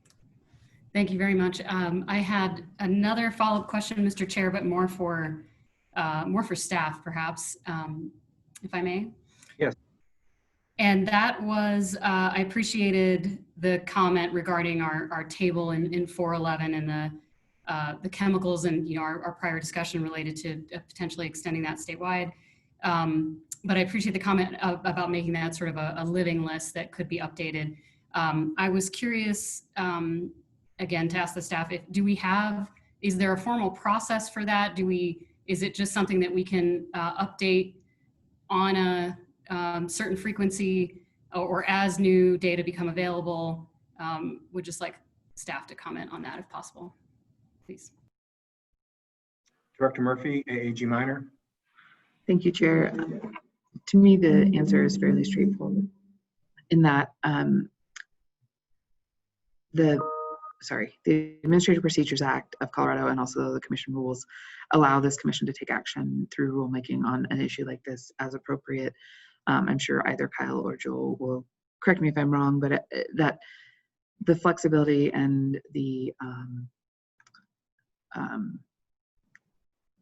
capacity of having full-time commissioners is one of the things that I really looked forward to in the creation of 181. And I think that that is something where you can harness your expertise and time to help us monitor at the staff level and also take action as appropriate as new information comes forward, whether it's on chemicals or a different type of technology for development or, kind of whatever it is, we have the ability to be more nimble, to use the word of the rulemaking.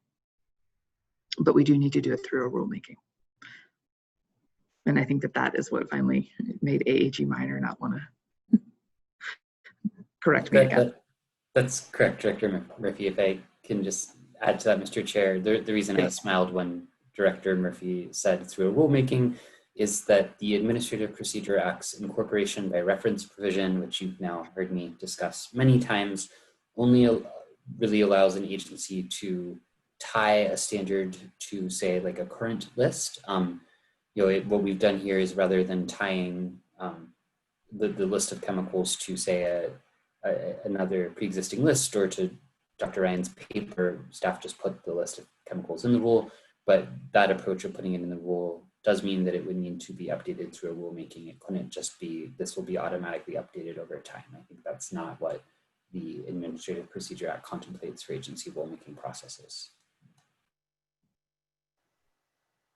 Thank you for those answers, staff. Do we have other questions from commissioners to this panel?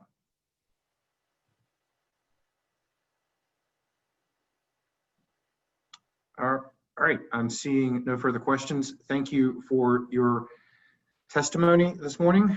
We will zoom you away and bring our last panel to the House, which is the Western and Rural Local Government Coalition.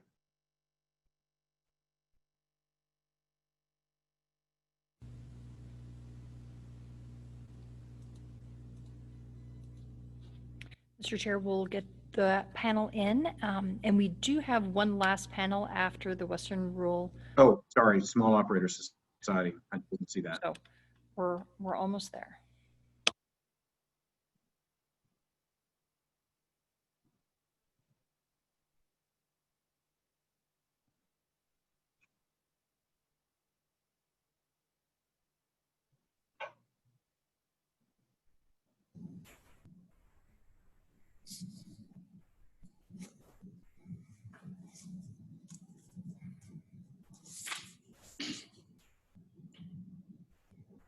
Good morning, Mr. Jacobs.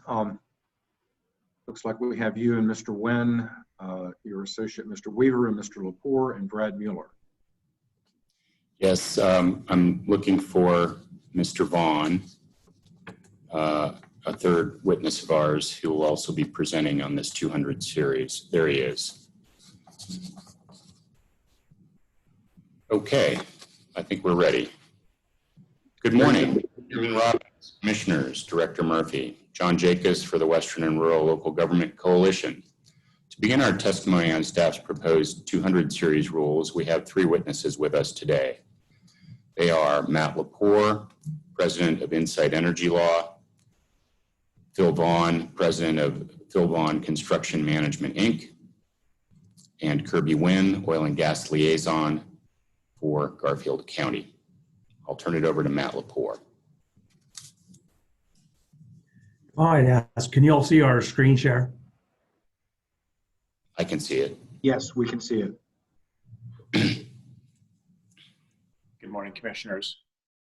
Kirby, if you'll go to the next slide. I want to start you off this morning with a little math homework in the spirit of homeschooling. 1 square mile is equal to 640 acres. This is a number that oil and gas people and your staff know better than their spouse's birthday, probably. They can do it in eighths and quarters and halves and doubled and tripled. A 500-foot radius circle covers 18 acres or less than about 0.03 square miles. A 1,000-foot radius circle covers 72 acres or about a tenth of a square mile. Kirby, could you click a couple times? There you go, one more time. And a 2,000-foot radius circle covers 288 acres or nearly 1/2 of a square mile. It is important that you have these numbers in your heads, in your minds, as you contemplate and discuss setback distances that you took up yesterday. It's also important to understand that these setbacks often overlap and therefore cover much greater area than what is shown here. Next slide. For a slightly different perspective, I looked up the average lot size of a U.S. residential lot, and this is 2018 from the United States Census Bureau. The average lot size is about 0.2 acres, or 5 homes would fit in each acre. So that 500-foot radius circle covers 90 homes. A 2,000-foot radius circle would cover 1,440 homes. We have talked a little bit about reciprocal setbacks, and I ask you to think about it in these terms. I realize that not every single inch of that acreage would be covered with a home. There would be roads and other things, but that's a lot of homes that you're saying are now not to be built because they need to be outside of that radius circle. Next slide, please. The staff provided you data yesterday on the number of Form 2As and the distance from building units. So I did a little bit of math on this. 17% of the Form 2As were within 1,000 feet of a building unit from 2016 to 2020. If you take that out to 2,000 feet, it covered 41% of the Form 2As. Again, you're contemplating a setback that would have made 41% of all of the oil and gas locations that were submitted to COGCC in the last 5 years would either not be approved or would have to go through a very, very rigorous waiver process. Next slide, please. Rule 201C, in our estimation, is invalid on its face. You can ask your AGs what it means to be invalid on its face. We believe that 201C, as written, alters, impairs, or negates local government's statutory authority pursuant to Senate Bill 181. Next slide, please. We have proposed that you delete the last sentence of 201C. This is in our pre-hearing statements. This is the red line that we submitted. It would strike the language that says that a local government standard if it's less protective, the state's standards would apply. We do not think that is what the law says. You strike that language and we think that you have a correct statement of the law. Next slide, please. Our approach throughout this rulemaking process has to invite the Commission to engage with local governments and we stick to that theme today. We very much appreciate Director Robbins' comments yesterday with respect to Rule 301F. Again, we have submitted some proposed language around 301F that essentially commits the commission to collaborate with the local government upon the local government's request. Director Murphy has that language from us, and we appreciate Director Robbins looking into that further. Next slide, please. I cannot emphasize enough for you that regional differences are real and they are significant. The focus of this rulemaking has been far too much on the urban corridor, the Front Range, the I-25 corridor. There are real differences in the subsurface geology, the topography, population density, growth plans for different communities, and economic drivers for those communities. A one-size-fits-all setback, a hard setback, makes all of that development very, very, very difficult. Next slide, please. Mr. Laporte, you are over time and you don't have time to pick from other series. So if you could wrap up, I'm trying to keep everybody consistent with their time. There's a misunderstanding of our time allocation, I think, Chairman Robbins. Yes, Mr. Chair, I apologize. So the Western Rural Local Government Coalition has received some additional time this morning. So their total presentation time is 18 minutes and 17 seconds. I believe our agenda indicates 15 minutes at the moment. Okay, my bad. Sorry. Keep going. And you didn't lose time during this discussion. Clock was on. Very fine. Thank you. I appreciate it. A 2,000-foot hard setback is a non-starter for Western and rural local government members. It is not a regulatory floor. It is not grounded in current science. It violates the act, and it is not necessary to protect public health and minimize adverse impacts. Next slide, please. I don't really want to relitigate Senate Bill 19181 with you. I know you are getting good legal advice and you are likely to follow that legal advice. But I will tell you that the first step of a Chevron deference analysis is whether or not the statute is ambiguous. We do not think Senate Bill 19181 is ambiguous. 346131, no land use preemption, is not ambiguous. 346105 1B5, nothing may alter, impair, or negate the local authority of a local government to regulate oil and gas, is not ambiguous. Next slide. Here are a list of words that do not appear in Senate Bill 19181. Ceiling, floor, setback, statewide minimum, most protective standard controls. The last one of those was in the original version of 181 and was stricken by the legislature before they passed the bill. I will, with that, turn it over to Mr. Vaughn. Thank you. Good morning, Commissioners and Director Murphy. Having been involved in many local public hearings over the past 31 years, it is critically important to respect the local public hearing process. The ability and opportunity for local citizens to engage with other local citizens and local leaders is critical in the process of local decision-making. Local government has in-depth knowledge of local citizens, property, and how development will impact the area. The proposed rules have the potential to override local land use decisions and determinations. Over the past few weeks, many comments have been made regarding the critical partnership between the COGCC and local government. If the hard 2,000-foot setback from a single-family residence and a potentially 1,320-foot setback from a riparian area is adopted by the COGCC, I believe that this critical partnership is likely to be abandoned. The mapping that will be presented by Kirby Wynn shows how devastating these proposed setbacks will be for Garfield County. Having conducted land planning and permitting in many other counties throughout Colorado, similar consequences will occur in other rural counties because of these proposed setbacks. I do not believe that the Colorado State Legislature intended for SB 181 to ban oil and gas operations in Colorado. The 2008 recession has negatively impacted rural Colorado in profound ways. Economic reports clearly note that the I-25 corridor from Fort Collins to Colorado Springs has had incredible economic expansion since 2008. Sadly, it's not hard to see the economic devastation outside of the I-25 corridor in rural Colorado. Please know that you all have the opportunity to not adopt a hard 2,000-foot setback from a single-family residence and potentially a 1,320-foot setback from a riparian area. It's not too late to fix this. The rules have not yet been adopted. This action has a high probability of critically and negatively impacting rural local governments and local jobs in the economy.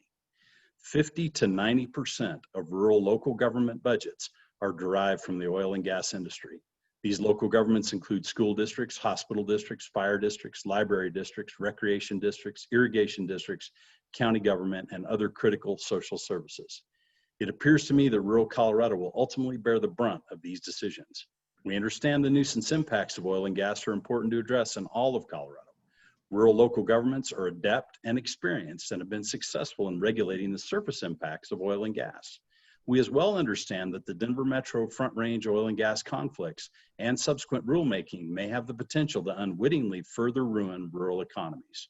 My ask is twofold today. One, the relevance and importance of local public hearings be respected.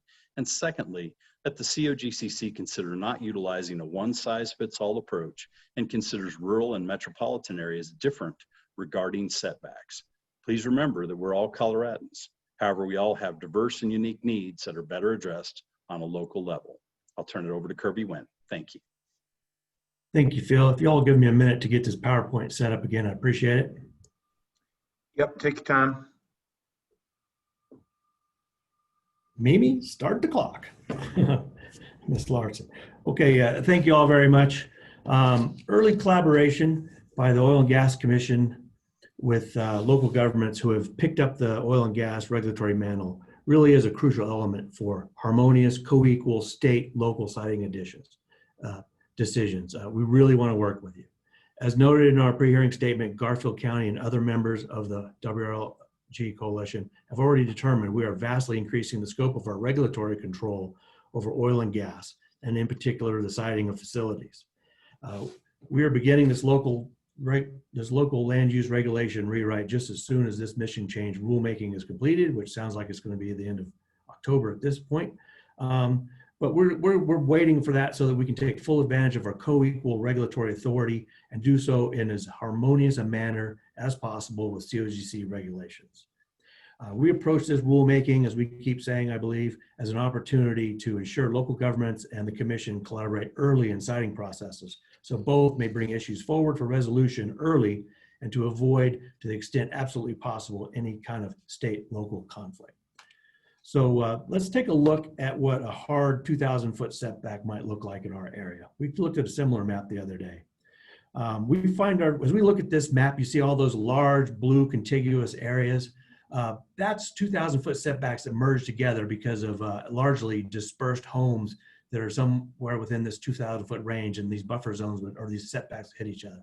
The areas in pink are cities inside Garfield County. I'd point you to the northwest part of the map as well. At the far left side, you'll notice a bunch of red dots. Those are well pads, multi-well pads, right in I would say the riparian corridor, but right in close to streams. And that's going to be relevant here in a minute when we talk about it. You see all the steep relief that we have in the area. We have limited sites that we can get to because of topography in this area. So anyway, what I wanted to say is that with 2,000-foot setbacks, we're talking about 7,200 perhaps of 11,500 active wells, potentially being deemed unapprovable if you were to set a hard 2,000-foot setback. And if that setback was in place, say, 10 years ago. That's over 60% of existing wells, and the land area blocked from oil and gas activity, again, goes from 18 to 280 acres for each home. We question the wisdom of setting aside 288 full acres for preservation for each and every home in our area, when the nuisance impacts you are mostly targeting largely occur for just a few months in our area, in a natural gas area, of a 20-year well pad lifespan. As stated previously, 90% or more of nuisance noise, odors, dust, traffic, lights type of issues that might occur, they happen in the drilling and completion phases and not during the long-term phase. So here's another map. And remember, if you look at the west side of the map in particular there, where all those wells are there along, that's Parachute Creek. You look at these are the 1/4 mile riparian buffers that you've been hearing about. All those wells that have not caused issues over there in Upper Parachute Creek would potentially not be allowed. And yet there's no other place for them to go to get to the minerals. And so I just wanted to point this map out because many parties are asking for hard setbacks in these stream corridors as well. We're not deliberating 1200 series today, but our concern is the cumulative impacts of all the setbacks that you might approve, what they might that they might actually fully prohibit oil and gas development in our area for massive swaths of Garfield County and many rural counties.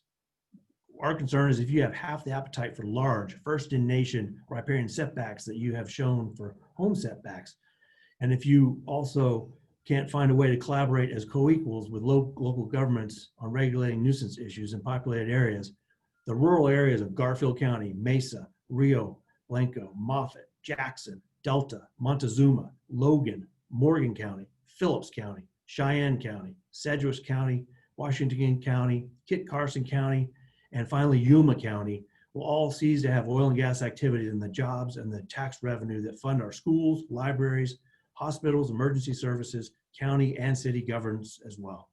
Please take a look at the miles-wide swaths where you would be prohibiting oil and gas development and why. We ask you why. The science certainly did not support or tell you that you needed such drastic and economy-crippling actions in western and rural Colorado. We already looked at this the other day. I spoke to you about the Piceance Basin and some of the technical limitations, but it bears repeating. Horizontal wells do not work in the Piceance. They also don't work in the Paradox, the San Juan, the San Luis, the Raton, the Hugoton, and South Park basins of Colorado. There's no magic spell that will allow operators to reach minerals from more than a couple thousand feet on average, as we discussed. A 2,000-foot setback is in fact a ban on oil and gas for the Piceance and these other major basins in Colorado. We have showed you the numbers based on actual wells. Again, we ask you as partners to please work with us as a co-equal authority. And we just ask, where's the collaboration with local governments with a 2,000-foot setback that cannot work in many areas of Colorado, including my own home county and many of our partner counties that we're representing today.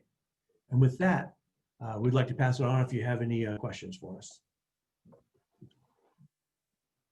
Thank you, Mr. Nguyen. Could you back up your slides, a couple slides to the, one more. Nope, the other way. This map? Yeah, can you just identify for commissioners the municipalities just so that we're oriented to the slide? You bet. And I don't know, can you see my mouse by chance? Yeah, we can. Perfect. It's on the right-hand side. So I'll start with, this is the Grand Hogback right by over where Newcastle is. That's kind of within Garfield County, extent of Piceance Basin. That's sort of the extent of the oil and gas terrain. And so these red dots are multi-well pads. This is the town of Silt right here. This is the town, the city of Rifle.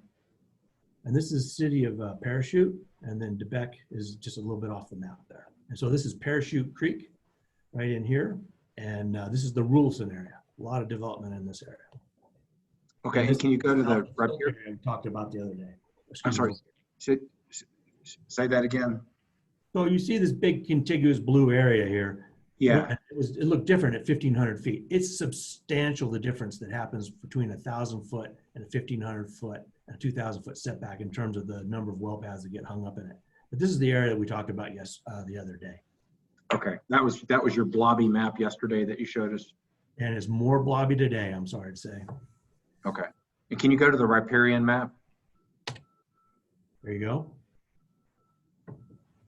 Okay, and then over to the left, I think you mentioned that was Parachute Creek. And it seems Parachute like Creek, a lot town of of Parachute. development up in there. Parachute, yeah. Okay. And so you see these wells here. I mean, they're not in the riparian corridor, but they would be, will they be caught in a quarter-mile buffer?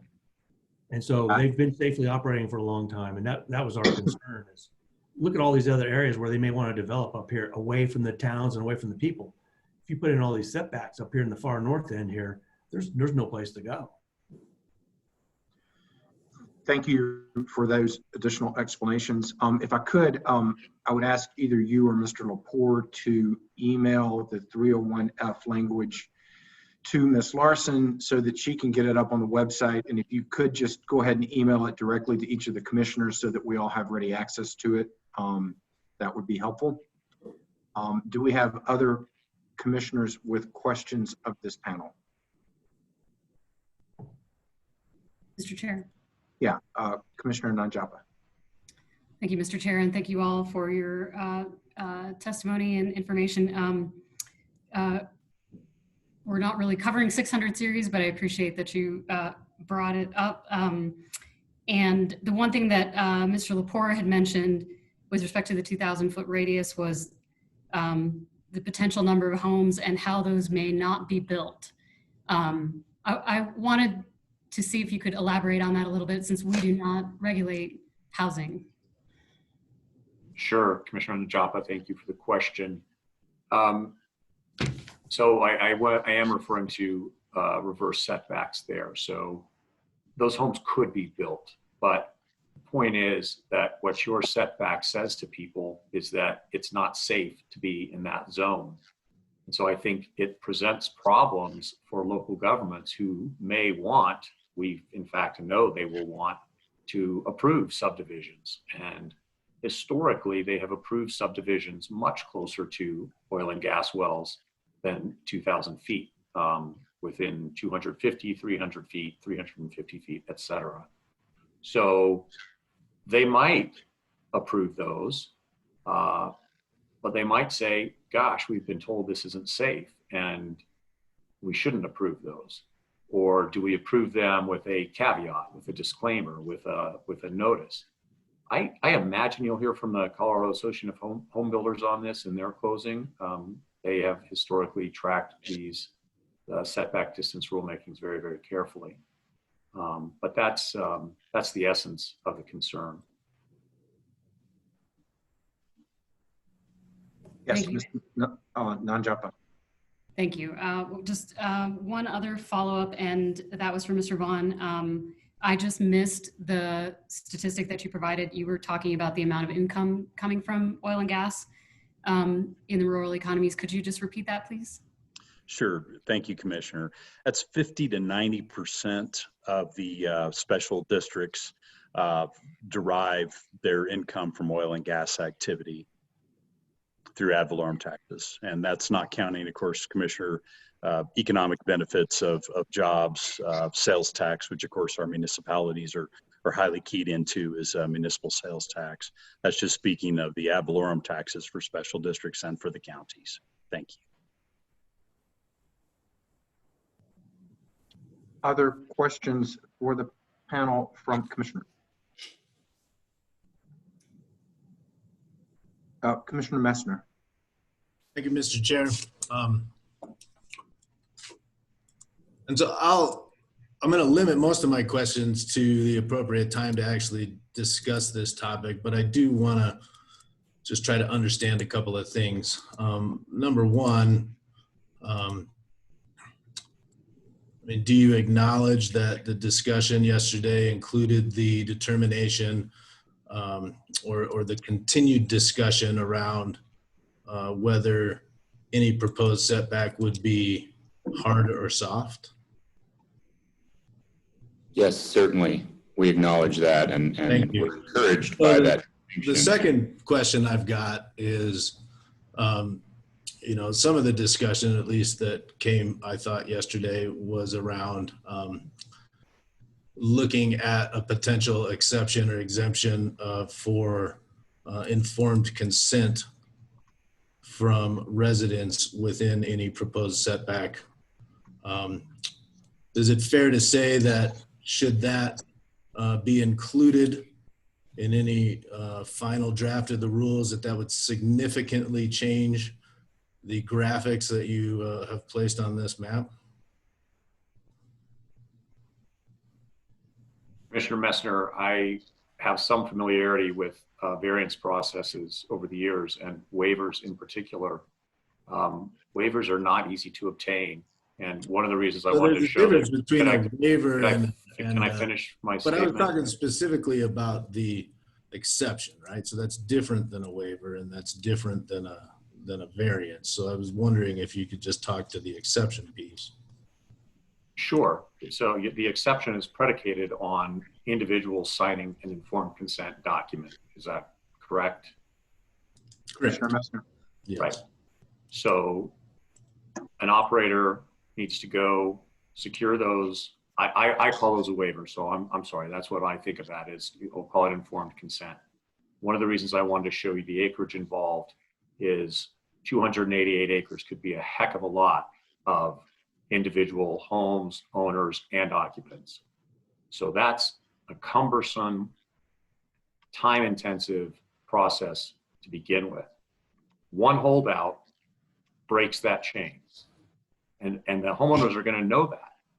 So how much do they want in exchange for their informed consent? There are lots of unintended consequences when you go down that path. So one of you had provided a graphic, I think it was yesterday, perhaps it was the day before, that showed the actual number of homes in these less incorporated areas. And at least from that graphic, it seemed to me that the density of homes in these particular areas were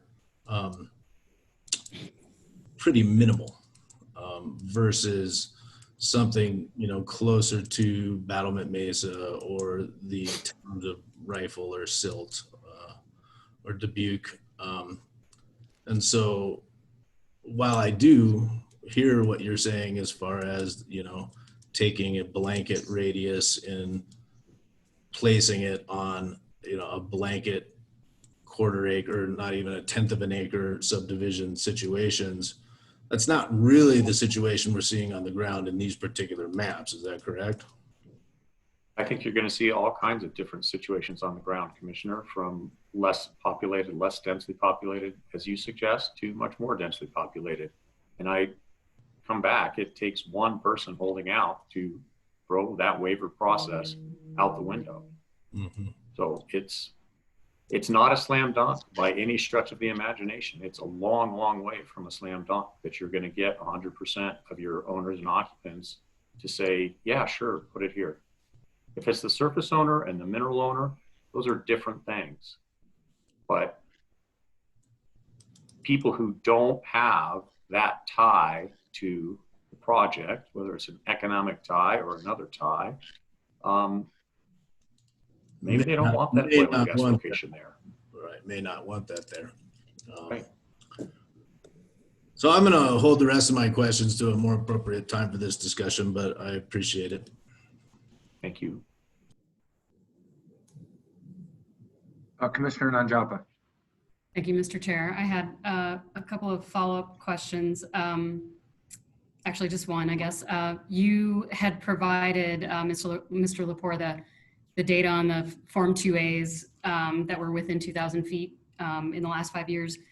I had pondered this yesterday, and I was wondering if you could respond.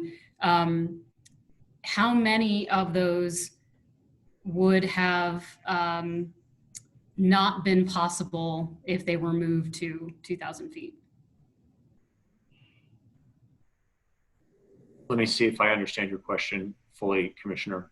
Are you asking how many of those could have been moved to a different location outside of 2,000 feet and then approved? No, you said that there were 41% in the last 5 years of the Form 2As that were approved that were within 2,000 feet. So yes, inside of that. So I'm asking how many of those could have been moved, or maybe the other way to put it is how many of those could not have been. I'm just trying to understand what would have been the difference in terms of your ability to initiate those particular applications had the requirement been at 2,000. Okay. I think I understand the question, and I don't think I can answer the question, to be honest. Our map answers that question. I'm sorry to interrupt, Matt. This map answers that question. You look there south of Silt in these areas with that are a large blue blob, there's no place to go. If you're in the middle of that blue blob, you'd have to go miles to the left or the right or north or south to find an area that wasn't caught by the setback. Thank you, Mr. Wren. I appreciate that with the map. I guess maybe my question that my understanding was from Mr. Lepore was that the data, well, let me ask, were the data that you presented specific to Garfield County, or were they all Form 2As within that 5-year period? Commissioner, those were, that was statewide. And that was the table that was part of Director Murphy's presentation to you all as a follow-up to the 600 series. And the data went back past earlier than 2016. I just picked it up there. Do you know, sorry. No, you go ahead. Do you know what proportion of those were from Garfield County? I do not. It wasn't broken down by county, and I didn't particularly I didn't try to answer that question. Well, the question that I would like to answer, Kirby, could you just hold off for a second? Thank you. The question I would like to answer is that siting of oil and gas locations is much more complicated than I think most people realize. It starts with the fact that there's a legal right to put the location above your minerals. So that's where you start. You don't have, a given operator does not have unlimited ability to put it wherever somebody thinks is the best spot. There are many other confounding factors. Utility lines underground is a confounding factor. The topography we've talked about is a confounding factor. So there are many challenges besides a distance from a building unit. So to answer the question, Commissioner Njapa, how many of those could have found a different location outside of 2,000 feet? I have no way of knowing, but it would start probably with needing to acquire the surface location to begin with, to purchase that surface location for the purpose of putting an oil and gas location there. And I think Commissioner Gonzalez, someone the other day mentioned, then there's a subsurface mineral rights issue. How do I get those minerals if I don't own all of the minerals in between the surface location and where I'm going to land? I have to get those rights too. So it's just not move it far out and you have a 3,000-mile lateral that will get there. I'll stop there. Thank you, Mr. Lepore. Commissioner Gonzalez. Yeah, I guess this is for the whole panel and maybe for Commissioner Wynn and maybe for Mr. Lepore during his time as director. But in your experience in reviewing these, why would an operator choose to put a location close to a home or a building unit? I'll take that one first, and Kirby, Mr. Wynn can respond as well. There are the most common circumstance that I'm aware of for an operator making a decision to put something close to a home is the surface owner and mineral owner's preference. So if the location is going right there on top of where the minerals are that operator owns, the operator negotiates with the surface owner, and the surface owner usually says where they want that location. And sometimes that location is close to their home.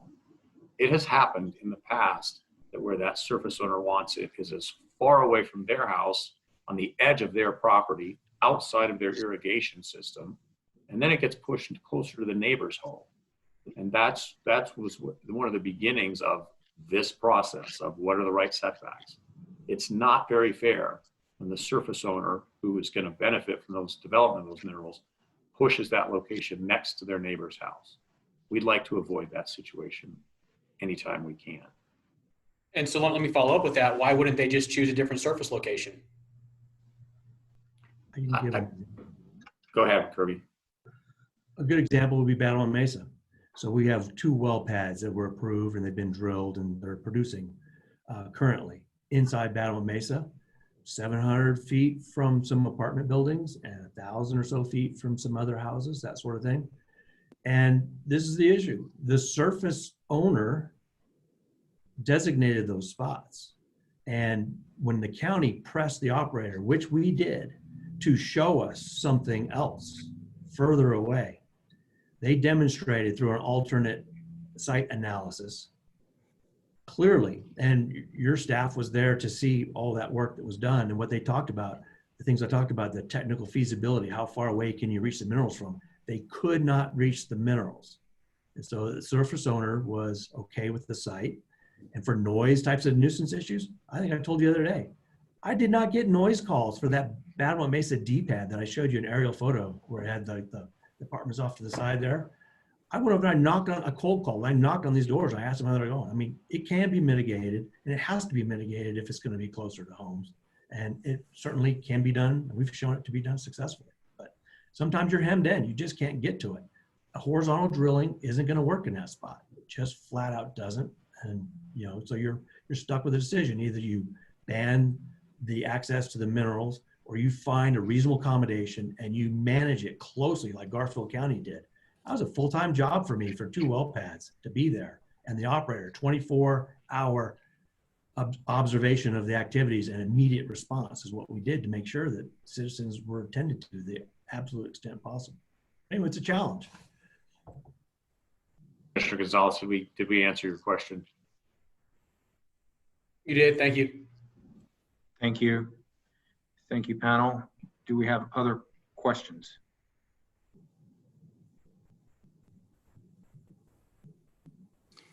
Seeing none, thank you for your testimony. Mr. Chairman, I believe the City of Greeley has some additional testimony in this segment. Oh, sorry. I thought that you had concluded your testimony. WRLG concluded its testimony, and I'd like to yield to Mr. Mueller for City of Greeley for a couple of minutes. Of course, Mr. Mueller. Apologies. I did not. At all. Thank you, Commissioner Robbins, and thank you, commissioners, and thank you for this opportunity to continue to collaborate.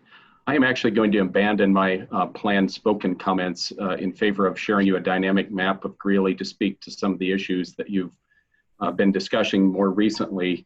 I will point out that Greeley has a long history of successfully approving, in our land use capacity, subdivisions that are within less than 2,000 feet of existing oil and gas well sites. The site that you're looking at in Greeley is actually the Triple Creek well site, which is somewhat well known from its processing period. And I'd like to just share with you on this map, if you can see my cursor, what 2,000 feet looks like in terms of a setback from that. And I bring that to underscore the point that was brought up by various witnesses that you've heard from, and also earlier by Weld County, to speak to this idea of the situation that local governments in an urban environment, you've been hearing a lot about rural environments, but in an urban and urbanizing environment, must necessarily deal with, and that's a surface property owner's desire to develop their property. We are actually at this moment reviewing a land use application for a subdivision surrounding this area, and you can see 2,000 feet is roughly in an area that I'm kind of circling right now with my cursor. If I were to back out a little bit, you can see this subdivision, which is a large lot subdivision that's being planned, is well within that area.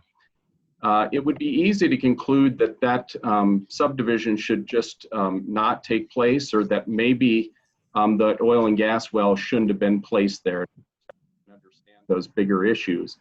But please appreciate the fact that this is not a unique situation for urbanizing communities. We have a similar situation over here in the western evolving parts of the city, where again, a 2,000 foot setback is going to put you somewhere in this area. And you can see very quickly that these areas are the path for the development of city. So what happens when we simply leapfrog past those? I would submit to you that we run out of the ability to have city anywhere. If we put those well sites on the perimeter, appreciate the fact that those are all areas that the cities will grow into over the next 10 and 20 years, which is equal to the lifespan of these oil and gas sites. We have worked very hard over the decades to find a balance between local interests and the property rights of mineral rights owners, as well as those of surface rights, as well as those of the neighbors. And I would just, with my very limited time, point to the memorandum of understanding that we've enjoyed with the state, the city of Greeley has enjoyed with the state for the last 7 years, that has really allowed us to reciprocate through sundries we would ask you to think hard about the land use implications of the setback discussion that's taking place. Thank you. Thank you, Mr. Mueller. And I've been informed that this panel's time is now up. We will thank you. Your testimony concluded. Do any commissioners have questions for Mr. Mueller? Okay, seeing none. Oh, just snuck in there at the right before the buzzer sounded, Mr. Gonzalez. Thank you, Mr. Chair. Yeah, just snuck in there. I'm curious about Greeley's kind of town plans, and I don't know any about this. I'm not a town planner. I live here in the city of Denver, and I'm not quite familiar with all the sprawl that happens in some of these small communities. Do you expect to sell, or that the developer would sell any homes in that planned development that's so close to that oil and gas location? Well, thank you for that question, Commissioner. And actually, you know, we, like Denver, work very, very hard not to sprawl as cities. In fact, we are encouraging density. It's a critical part of environmental sustainability for the future. And so when we have to leapfrog past those areas, we are really denying that opportunity for density, which is really a best urban practice. It's also not fiscally responsible because we have to put a road through here, 16th Street, that doesn't get paid for by those various homes. So to answer your question, Commissioner, yes, we do absolutely expect that those homes would be sold. And we doubt that any developer would be spending money, hundreds of thousands of dollars, to entitle the property without knowing that they would be able to sell these properties. And these are estate homes, which are fairly rare in Greeley. So these are lots that would be selling, half-acre lots that would be selling probably for 3/4 of an acre, located right into this area.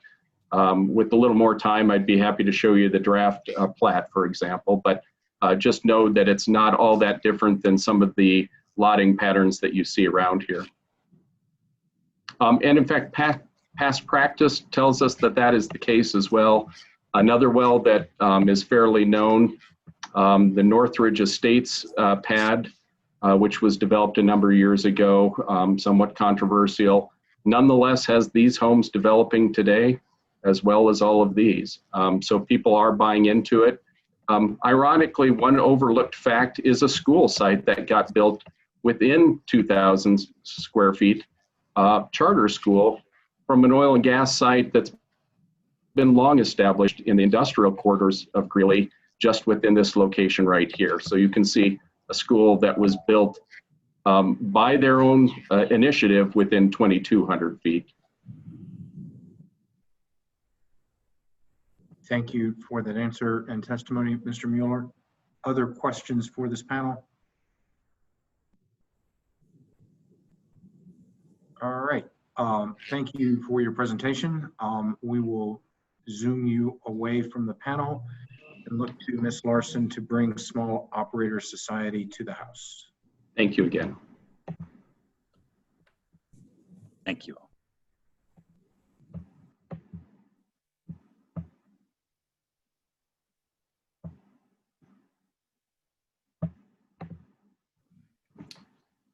Thank you, Chairman Robbins, and good morning, commissioners. I only have 25 seconds, so I'll be very brief. I'm going to take us back to the 200 series.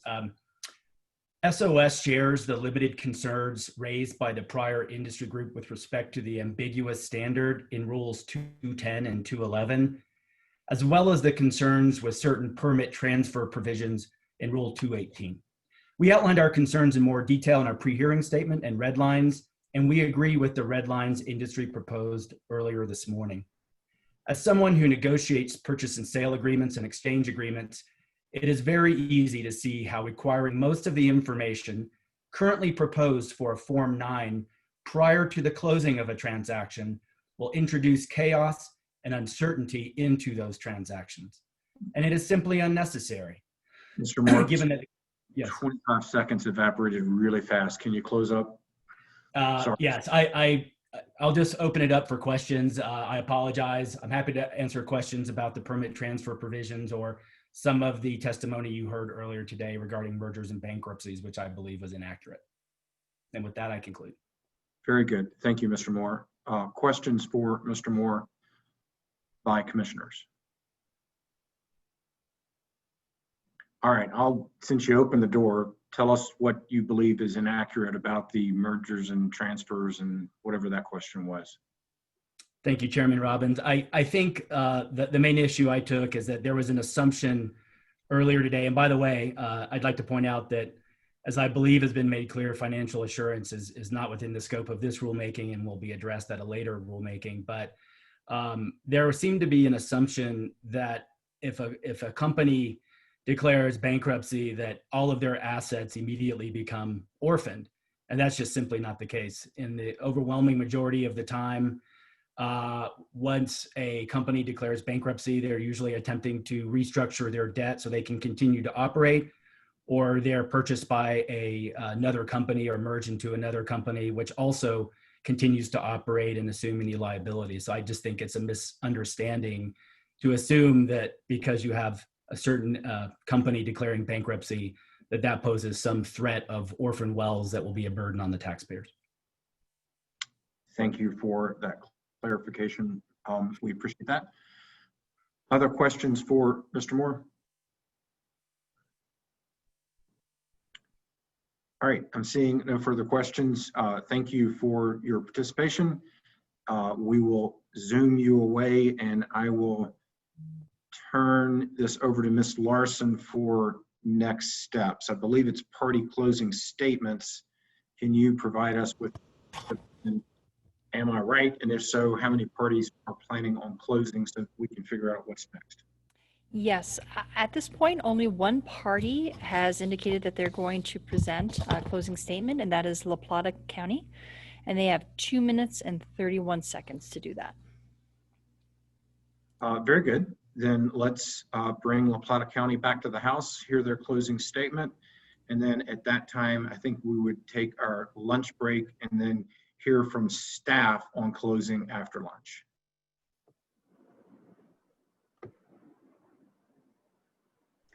Thank you, Mr. Chair. Maki Iatridis for La Plata County and San Miguel.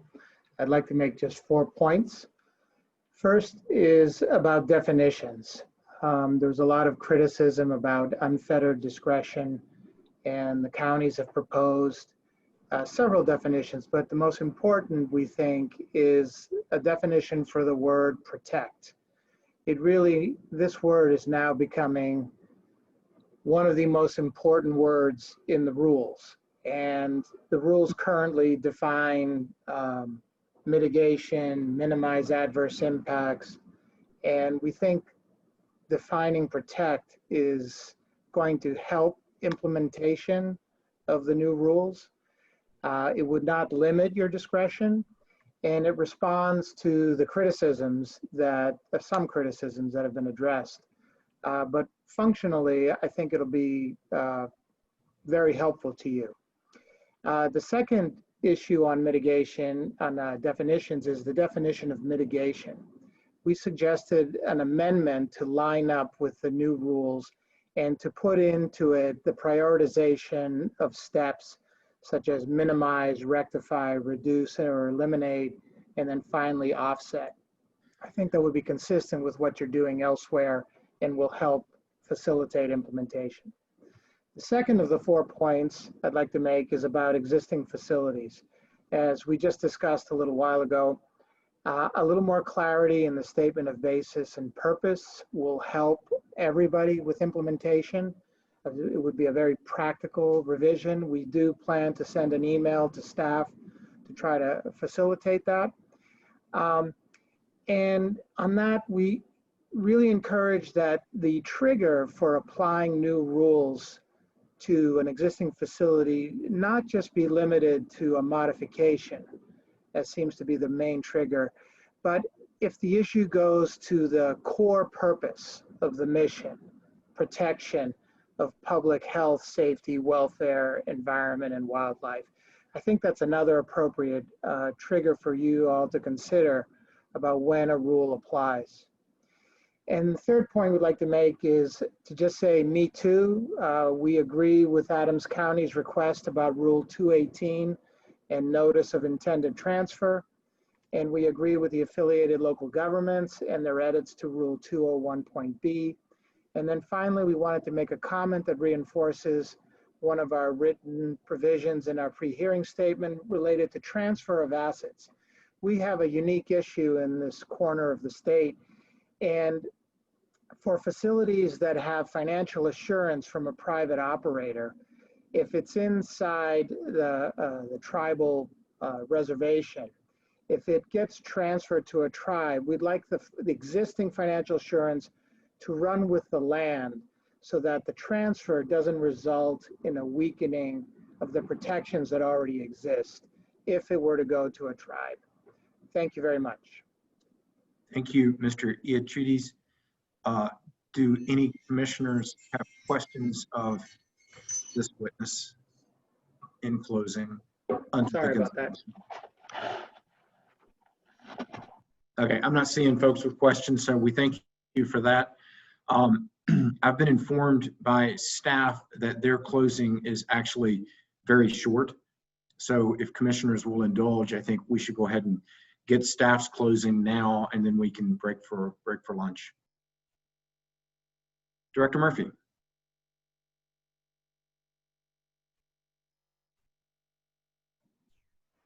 Thank you, Chair. Sorry, my fingers are slow today with finding mutes and unmutes and videos. As the Chair mentioned, staff's closing is very brief today because I think that we've heard some input, but it hasn't been as voluminous as, say, the 600 series. And we wanted to make four points, and then, of course, acknowledge that staff will be here to support Commission through the deliberations, discussions, and answer questions that may come up. So the first piece that I wanted to flag is that the Oil and Gas Conservation Act and the Land Use Enabling Control Act control the relationship between the Commission and local governments. And these are our guiding principles, right? So from staff's perspective, the last sentence of 201C likely isn't necessary because the concept is in these statutes. And so the staff supports the Commission keeping or cutting that last sentence of 201C. On 218, the transfer language, again, I stated in staff's presentation how important this process is to staff, and for us, looking at things on the front end before they're transferred is important so that we understand who's responsible for what before there's a problem and before we send a notice to the incorrect operator based on the transaction itself. So, we have been working on this issue for quite a while. We will look at the revisions to 218 that have been suggested, but we do feel fairly strongly that staff has set out the right timing, scope, and process for evaluations of transfers that is within both our jurisdiction and our expertise.